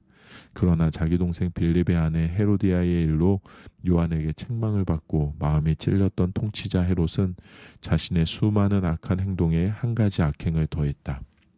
요한을 감옥에 가둔 것이다. 사람들이 모두 세례를 받은 후에 예수께서 세례를 받으셨다. 예수께서 기도하실 때에 하늘이 열리고 성령이 비둘기같이 그분 위에 내려오셨다. 성령과 더불어 한 음성이 들려왔다. 너는 내가 사랑으로 선택하고 구별한 내 아들, 내 삶의 전부다. 예수께서 공생애를 시작하실 때 나이가 30살쯤 되셨다. 그분은 요셉의 아들이셨고 요셉은 헬리의 아들, 헬리는 마따스의 아들, 마따스는 레위의 아들, 레위는 멜기의 아들, 멜기는 얀나의 아들, 얀나는 요셉의 아들, 요셉은 마따디아의 아들, 마따디아는 아모스의 아들, 아모스는 나훔의 아들, 나훔은 에슬리의 아들, 에슬리는 낫게의 아들, 낫게는 마앗의 아들, 마앗은 마따디아의 아들, 마따디아는 서머인의 아들, 서머인은 요색의 아들, 요색은 요다의 아들, 요다는 요하난의 아들, 요하난은 레사의 아들, 레사는 수룹바벨의 아들, 수룹바벨은 스알디엘의 아들, 스알디엘은 네리의 아들, 네리는 멜기의 아들, 멜기는 아띠의 아들, 아띠는 고삼의 아들, 고삼은 엘마담의 아들, 엘마담은 에르의 아들, 에르는 예수의 아들, 예수는 엘리에세의 아들, 엘리에세는 요림의 아들, 요림은 마따스의 아들, 마따스는 레위의 아들, 레위는 시므온의 아들, 시므온은 유다의 아들, 유다는 요셉의 아들, 요셉은 요남의 아들, 요남은 엘리야김의 아들, 엘리야김은 멜레아의 아들, 멜레아는 맨나의 아들, 맨나는 마따다의 아들, 마따다는 나단의 아들, 나단은 다윗의 아들, 다윗은 이새의 아들, 이새는 오벳의 아들, 오벳은 보아스의 아들, 보아스는 살몬의 아들, 살몬은 나손의 아들, 나손은 아비나답의 아들, 아비나답은 아드민의 아들, 아드민은 아니의 아들, 아니는 헤스론의 아들, 헤스론은 베레스의 아들, 베레스는 유다의 아들, 유다는 야곱의 아들, 야곱은 이삭의 아들, 이삭은 아브라함의 아들, 아브라함은 데라의 아들, 데라는 나홀의 아들, 나홀은 수룩의 아들, 수룩은 르우의 아들, 르우는 벨렉의 아들, 벨렉은 헤베의 아들, 헤베는 살라의 아들, 살라는 가이난의 아들, 가이난은 아박삿의 아들, 아박삿은 셈의 아들, 셈은 노아의 아들, 노아는 레멕의 아들, 레멕은 무두셀라의 아들, 무두셀라는 에녹의 아들, 에녹은 야렛의 아들, 야렛은 마할랄렐의 아들, 마할랄렐은 가이난의 아들, 가이난은 에노스의 아들, 에노스는 셋의 아들, 셋은 아담의 아들, 아담은 하나님의 아들이었다. 누가복음 4장. 예수께서 성령이 충만하여 요단강을 떠나 성령께 이끌려 광야로 가셨다. 예수께서 광야에서 40일을 밤낮으로 마귀에게 시험을 받으셨다. 그동안 예수께서 아무것도 드시지 않았고 그 기간이 다 되니 예수께서 배가 고프셨다. 마귀는 그분의 배고픔을 이용해 첫 번째 시험을 내놓았다. 너는 하나님의 아들이니 이 돌한테 명하여 빵덩이가 되게 해보아라. 예수께서 신명기를 인용해 답하셨다. 사람이 빵으로만 사는 것이 아니다. 두 번째 시험으로 마귀는 그분을 이끌고 높은 데로 올라가서 지상의 모든 나라를 한꺼번에 펼쳐 보였다. 그런 다음 마귀가 말했다. 너를 즐겁게 해주리 모든 영광이 다 내 것이다. 이 모든 것이 내 손에 있으니 누구든지 내가 원하는 자에게 넘겨줄 수 있다. 내게 경배하기만 하면 다 내 것이다. 예수께서 다시 한번 신명기 말씀으로 쐐기를 박으셨다. 주 너의 하나님 오직 그분만을 경배하여라. 일편단심으로 그분을 섬겨라.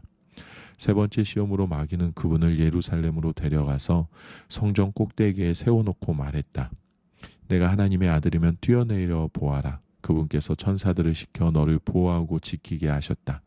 천사들이 너를 받아서 발가락 하나 돌에 채이지 않게 할 것이다 라고 성경에 기록되지 않았느냐.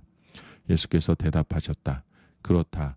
하지만 주 너의 하나님을 시험하지 말라고도 기록되어 있다. 그것으로 시험이 끝났다. 마귀는 잠시 물러갔고 숨어서 다음 기회를 노렸다. 예수께서 성령의 능력을 입고 갈릴리로 돌아오셨다. 예수께서 오셨다는 소식이 그 지방에 두루 퍼졌다. 예수께서 회당에서 가르치시자 모든 사람이 환호하고 즐거워했다. 예수께서 자기가 자란 동네인 나사렛에 가셨다. 안식일에 그분은 늘 하시던 대로 회당으로 가셨다. 예수께서 성경을 낭독하려고 서시자 누군가가 그분께 예언자 이사야의 두루마리를 건넸다. 예수께서 두루마리를 펴서 다음과 같이 기록된 곳을 찾으셨다. 하나님의 영이 내게 임하시니 그가 나를 택하여 가난한 이들에게 복된 소식의 메시지를 전하게 하셨다. 나를 보내셔서 감옥에 갇힌 이들에게 사면을, 눈먼 이들에게 다시 보게 됨을 선포하고 눌린 이를 지친 이들을 자유케 하여 지금은 하나님이 일하시는 해라고 선포하게 하셨다. 예수께서 두루마리를 말아 그 맡은 사람에게 돌려주시고 자리에 앉으셨다. 회당 안의 시선이 일제히 그분께 모아졌다.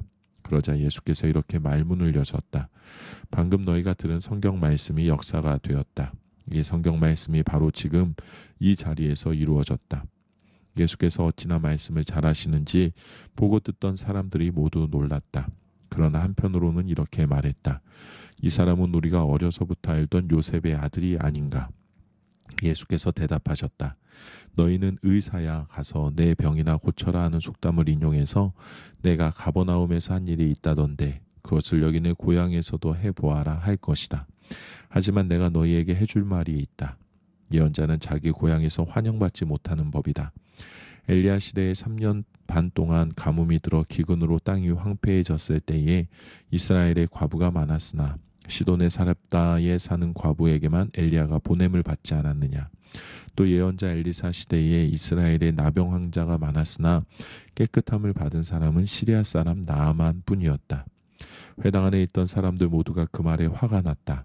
그들은 예수를 내몰아 동네 밖으로 쫓아낸 다음 동네 끝에 있는 벼랑으로 끌고 가서 그를 밀쳐 죽이려고 했다. 그러나 예수께서 그들에게서 벗어나 자기 길을 가셨다. 예수께서 갈릴리의 한 마을 가버나움으로 내려가셔서 안식일에 사람들을 가르치셨다. 그들이 놀라며 감동을 받았다. 그분의 가르침은 그들이 늘 듣던 모호한 궤변이나 인용문과는 달리 아주 솔직하고 확신에 차서 권위가 있었다. 그날 회당에 귀신 들려 고통당하는 사람이 있었다. 그가 소리를 질렀다. 아, 나사렛 사람 예수여, 무슨 일로 우리한테 왔습니까? 나는 당신이 무슨 일을 하려는지 압니다. 당신은 하나님의 거룩한 분이시며 우리를 멸하러 왔습니다. 예수께서 그의 입을 막으셨다. 조용히 하고 그에게서 나오너라. 귀신은 모든 사람이 보는 앞에서 그 사람을 쓰러뜨리고 떠나갔다. 귀신은 그 사람에게 상처는 입히지 않았다. 그러자 모든 사람이 크게 놀라서 서로 수군거렸다. 이게 어찌된 일인가? 이 사람은 말하는 대로 이루어지게 하는 사람인가?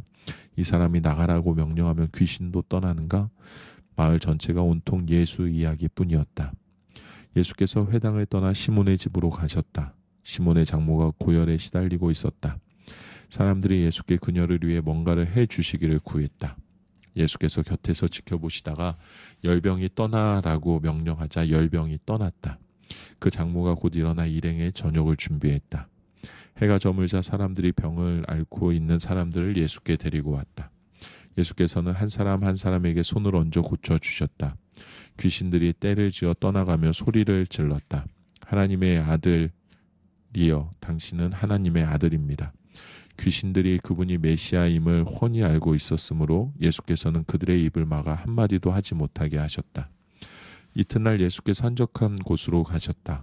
그러나 무리가 찾아 나섰고 그분을 만나자 떠나가지 못하게 그분께 매달렸다. 예수께서 그들에게 말씀하셨다. 내가 다른 마을에서도 하나님 나라의 메시지를 전해야 한다. 바로 그 일을 하라고 하나님께서 나를 보내셨다. 너희는 그것을 알지 못하느냐? 예수께서는 갈릴리 여러 회당에서 계속해서 말씀을 전하셨다. 누가복음 5장. 한 번은 예수께서 게네사렛 호숫가에 서 있는데 무리가 하나님의 말씀을 더 잘 들으려고 그분께로 몰려들었다. 예수께서 배 두 척이 묶여 있는 것을 보셨다. 어부들이 막 배에서 내려 그물을 씻고 있었다. 예수께서 시몬의 배에 올라타셔서 배를 해안에서 조금 떨어지게 띄우라고 부탁하셨다. 예수께서 그 배에 앉으셔서 배를 설교단 삼아 무리를 가르치셨다. 가르치기를 마치고 나서 예수께서 시몬에게 말씀하셨다. 깊은 물로 나아가서 그물을 내려 고기를 잡아라. 시몬이 말했다. 주님, 우리가 밤새도록 열심히 고기를 잡았지만 피라미 한 마리 잡지 못했습니다. 하지만 주님께서 그렇게 말씀하시니 그물을 내리겠습니다. 말을 마치자마자 그물에 더 이상 담을 수 없을 정도로 많은 고기가 가득 잡혔다. 그들은 다른 배에 있는 동료들에게 와서 도와달라고 손짓했다. 두 배의 고기가 가득 차서 배가 가라앉을 지경이었다. 이것을 본 시몬 베드로가 예수 앞에 무릎을 꿇었다. 주님, 떠나 주십시오. 저는 죄인이어서 이 거룩함을 감당할 수 없습니다. 저를 내버려 두십시오. 잡은 고기를 끌어올리자 시몬과 그 곁에 있던 사람들이 모두 두려움에 사로잡혔다. 시몬의 동료인 세베대의 두 아들 야고보와 요한도 마찬가지였다. 예수께서 시몬에게 말씀하셨다. 두려워할 것 없다. 이제부터 너는 사람을 낚게 될 것이다.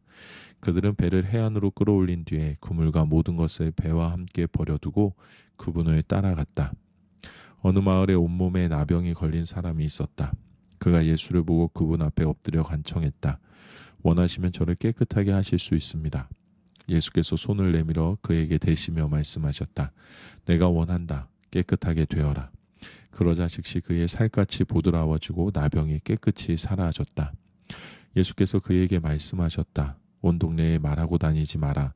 모세가 명한 대로 예물을 가지고 제사장에게 가서 내 나은 몸을 조용히 보여라. 내 말이 아니라 깨끗해져서 순종하는 내 삶이 내가 한 일을 증거할 것이다. 그러나 그 사람은 그 일을 자기 혼자에게만 담아둘 수 없었다. 소문이 곧 퍼져나갔다. 어느새 큰 무리가 말씀도 듣고 병도 고치려고 모여들었다. 예수께서는 할 수 있는 한 자주 외딴 곳으로 물러나 기도하셨다. 하루는 예수께서 가르치시는데 바리새인과 종교 교사들이 둘러앉아 있었다. 그들은 갈릴리와 유대의 모든 마을과 멀리 예루살렘에서 온 사람들이었다. 하나님의 치유 능력이 예수께 임했다. 사람들이 중풍병자 한 사람을 들것에 실어서 데려왔다. 그들은 집 안으로 들어가 예수 앞에 그를 데려다 놓을 방법을 찾고 있었다. 무리 때문에 길을 찾을 수 없자 그들은 지붕으로 올라가 귀앗장을 뜯어내고 무리 가운데 계신 예수 바로 앞에 그 사람을 달아내렸다. 그들의 담대한 믿음에 감동하신 예수께서 말씀하셨다. 친구여, 내가 뇌의 죄를 용서한다. 그러자 종교학자와 바리새인들이 웅성대기 시작했다. 저 사람은 자기를 누구라고 생각하는 것인가? 저것은 신성 모독이다. 오직 하나님만이 죄를 용서하실 수 있다. 예수께서 그들의 생각을 정확히 하시고 말씀하셨다. 왜 이리 수근수근 말이 많으냐? 내가 내 죄를 용서한다고 말하는 것과 일어나 걸어가라고 말하는 것 중에 어느 쪽이 더 쉽겠느냐? 내가 인자인 것과 내가 어느 쪽이든 행할 권한이 있다는 것을 분명히 보여주겠다. 예수께서 중풍병자에게 직접 말씀하셨다. 일어나거라. 내 자리를 들고 집으로 가거라. 그 사람은 한순간도 지체하지 않고 그대로 했다. 일어나 담요를 들고서 하나님께 영광을 돌리며 집으로 갔다. 사람들은 도무지 믿기지 않아 자신들의 눈을 비볐다. 그러고 나서 그들도 하나님께 영광을 돌렸다. 그들이 두려움에 차서 말했다. 우리 평생에 이런 일은 처음 본다. 이 일 후에 예수께서 밖으로 나가서 레위라는 사람이 자기 일터에서 세금을 걷고 있는 것을 보셨다. 예수께서 말씀하셨다. 나와 함께 가자. 그는 예수를 따라갔다. 모든 것을 버려두고 그분과 동행한 것이다. 레위는 예수를 위해 자기 집에서 성대한 저녁 식사를 베풀었다. 세금 징수원들과 그 밖에도 평판이 좋지 않은 인물들이 저녁 식사 손님으로 와 있었다. 바리새인과 종교학자들이 속이 잔뜩 뒤틀려서 그분의 제자들에게 다가왔다. 당신의 선생이 사기꾼과 죄인들과 함께 먹고 마시다니 이게 대체 어찌된 일이오? 예수께서 그 말을 들으시고 분명하게 말씀하셨다. 의사가 필요한 사람이 누구냐? 건강한 사람이냐? 병든 사람이냐? 내가 여기 있는 것은 영향력 있는 사람이 아니라 소외된 사람을 초청하려는 것이다. 변화된 삶, 곧 안과 밖이 모두 변화된 삶으로 그들을 초청하려는 것이다. 그들이 예수께 물었다. 요한의 제자들은 금식하고 기도하는 것으로 잘 알려져 있습니다. 바리새인들도 그렇습니다. 그런데 당신은 잔치에서 보내는 시간이 대부분인 것 같은데 어찌된 일입니까? 예수께서 말씀하셨다. 즐거운 결혼식 중에는 빵과 포도주를 아끼지 않고 실컷 먹는다. 나중에 허리띠를 졸라맬 일이 있을지 모르지만 지금은 아니다. 신랑 신부와 함께 있는 동안에는 즐겁게 보내는 법이다. 금식은 신랑이 가구 없을 때 시작해도 된다. 정겨운 축하의 모닥불에 찬물을 끼얹는 사람은 없다. 하나님 나라가 임한다는 것은 바로 이런 것이다. 멀쩡한 스카프를 잘라서 낡은 작업복에 대고 깁는 사람은 없다. 서로 어울리는 천을 찾기에 마련이다. 낡고 금이 간 병에는 포도주를 담지 않는 법이다. 새로 담근 포도주는 단단하고 깨끗한 병에 담는다. 그리고 잘 묵은 고급 포도주를 맛본 사람은 덜 묵은 포도주를 찾지 않는다. 누가복음 6장. 어느 안식일에 예수께서 곡식이 무르익은 밭사이를 걷고 계셨다. 제자들이 곡식 이삭을 따서 손으로 껍질을 벗겨 먹었다. 몇몇 바리새인이 말했다. 당신들은 어찌하여 안식일 규정을 어기고 이런 일을 하는 거요? 예수께서 제자들 편에 서셨다. 너희는 다윗과 그 동료들이 배고플 때에 한 일을 읽어보지 못했느냐? 그가 성소에 들어가서 제사장들 외에는 아무도 먹지 못하게 되어 있는 제단에서 갓 물려낸 빵을 먹지 않았느냐? 그는 그 빵을 자기 동료들에게도 주었다. 예수께서 말씀하셨다. 인자는 안식일의 종이 아니라 주인이다. 또 다른 안식일에 예수께서 회당에 들어가 가르치셨다. 거기에 한쪽 손이 오그라든 사람이 있었다. 종교학자와 바리새인들은 혹시나 안식일 위반으로 예수를 잡을까 하여 그 사람을 고쳐주나 보려고 그분을 주시했다. 예수께서 그들의 속셈을 아시고 손이 오그라든 사람에게 말씀하셨다. 일어나서 여기 우리 앞에 서거라. 그가 일어나 섰다. 예수께서 그들에게 말씀하셨다. 너희에게 묻겠다. 어떤 행동이 안식일에 가장 합당하냐? 선을 행하는 것이냐? 악을 행하는 것이냐? 사람을 돕는 것이냐? 무력한 상태로 버려두는 것이냐? 예수께서 그들을 둘러보시며 각 사람의 눈을 쳐다보셨다. 그러고는 그 사람에게 말씀하셨다. 내 손을 내밀어라. 그가 손을 내밀자 그 손이 새 손과 같이 되었다. 그들은 화가 잔뜩 나서 어떻게 하면 예수께 보복할 수 있을지를 모의하기 시작했다. 그 즈음에 예수께서 기도하려 산에 올라가셔서 밤새도록 하나님 앞에 기도하셨다. 이튿날 예수께서 제자들을 부르시고 그들 가운데서 다음 12명을 정하셔서 사도로 임명하셨다. 예수께서 베드로라는 이름을 지어주신 시몬, 그의 동생 안드레, 야고보, 요한, 빌립, 바돌로메, 마테, 도마, 알페오의 아들 야고보, 열심당원이라 하는 시몬, 야고보의 아들 유다, 그분을 배반한 가론 유다. 예수께서 그들과 함께 산에서 내려와 평지에 서시자 제자들이 그분 주위에 둘러섰고 곧이어 유대와 예루살렘과 심지어 해안 지방인 두로와 시돈에서 온 큰 무리도 모여들었다. 그들은 그분께 말씀도 듣고 병도 고치려고 온 것이었다. 악한 귀신에 시달리던 사람들이 고침을 받았다. 모든 사람이 예수께 손을 대려고 했다. 예수에게서 아주 강한 능력이 나와서 수많은 사람들이 나았기 때문이다. 예수께서 이렇게 말씀하셨다. 모든 것을 다 잃은 너희는 복이 있다. 그때에야 너희는 하나님 나라를 찾게 될 것이다. 굶주림에 지친 너희는 복이 있다. 그때에야 너희는 메시아의 음식을 먹을 준비가 된 것이다. 하염없이 눈물을 흘리는 너희는 복이 있다. 아침이 되면 기쁨을 맞게 될 것이다.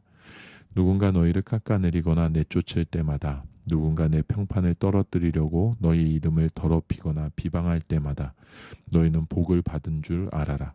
그들이 그렇게 하는 이유는 진리가 너무 가까이 있어서 그들이 불편을 느끼기 때문이다. 그런 일이 일어날 때 너희는 기뻐해도 좋다. 아예 어린 양처럼 뛰어놀아도 좋다. 그들은 싫어하겠지만 나는 좋아하니 말이다.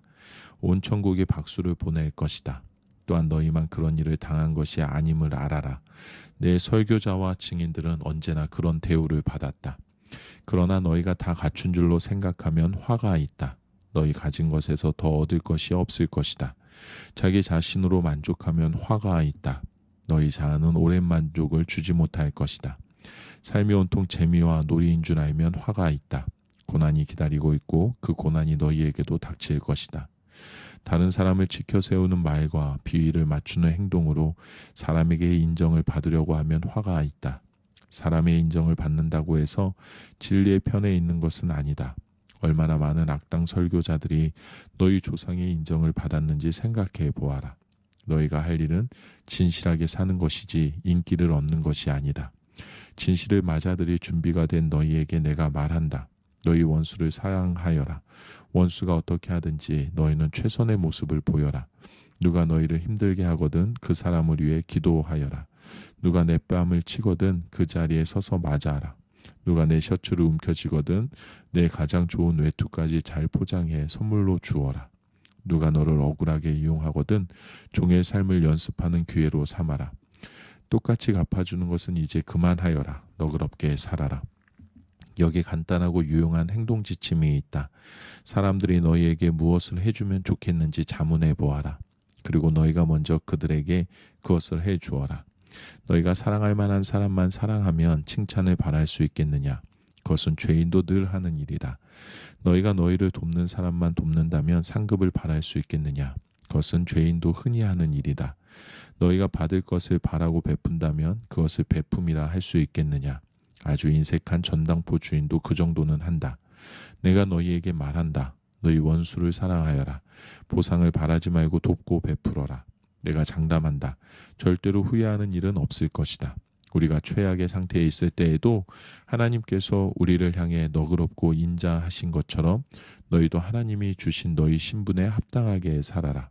우리 아버지께서 친절하시니 너희도 친절하여라. 사람들의 흠을 들추어내거나 실패를 꼬집거나 잘못을 비난하지 마라. 너희도 똑같은 대우를 받고 싶지 않거든 말이다. 의기소침해 있는 사람을 정죄하지 마라. 그 가혹한 태도는 부메랑이 되어 너희에게 돌아올 것이다. 사람들을 너그럽게 대하여라. 그러면 삶이 한결 여유로워질 것이다. 너희 삶을 거저 주어라. 그러면 삶을 돌려받게 될 것이다. 돌려받는 정도가 아니라 축복까지 덤으로 받게 될 것이다. 받는 것보다 주는 것이 더 낫다. 베품은 베품을 낳는다. 예수께서 속담을 들어 말씀하셨다. 눈먼 사람이 눈먼 사람을 인도할 수 있느냐? 둘 다 구덩이에 빠지지 않겠느냐? 제자가 스승을 가르칠 수 없는 법이다. 핵심은 너희가 누구를 선생으로 모시고 따를지 신중히 선택하라는 말이다. 내 이웃의 얼굴에 묻은 얼룩은 보면서 자칫 내 얼굴에 추한 비웃음은 그냥 지나치기 쉽다. 내 얼굴이 멸시로 일그러져 있는데 어떻게 뻔뻔스럽게 내가 내 얼굴을 씻어주겠다고 말하겠느냐. 이는 내가 너보다 잘 안다는 사고방식이며 자기 몫을 살기보다는 남보다 거룩한 척 연기를 하는 것이다. 내 얼굴에 추한 비웃음부터 닦아내라. 그러면 내 이웃에게 수건을 건네줄 만한 사람이 될지도 모른다. 건강한 나무에서 벌레 먹은 사과를 딸 수 없고 병든 나무에서 좋은 사과를 딸 수 없다. 사과의 건강을 보면 나무의 건강을 알 수 있다. 먼저 너희는 생명을 주는 삶에서부터 시작해야 한다. 중요한 것은 너희 말과 행동이 아니라 너희 됨됨이다. 참된 말과 행동은 너희의 참된 존재에서 흘러넘치는 것이다. 너희는 내게 예의를 갖춰 예 선생님 옳습니다 선생님 하면서도 어째서 내가 명하는 것은 하나도 행하지 않느냐. 내가 너희에게 하는 이 말은 너희의 삶에 덧붙이는 장식이나 너희 생활 수준을 높여주는 리모델링 같은 것이 아니다. 내 말은 주춧돌과 같아서 너희는 내 말 위에 인생을 지어야 한다. 너희가 내 말을 너희 삶으로 신천하면 너희는 땅을 깊이 파서 반석 위에 집의 기초를 놓은 현명한 목수와 같다. 강둑이 터져 강물이 들이쳐도 그 집은 꿈쩍도 하지 않는다. 오래가도록 지어진 집이기 때문이다. 그러나 너희가 내 말을 성경 공부 때만 사용하고 삶으로 실천하지 않으면 너희는 주춧돌을 생략하고 집을 지은 마련한 목수와 같다. 강물이 불어 집에 들이치자 그 집은 맥없이 무너지고 말았다. 완전히 유실되고 말았다.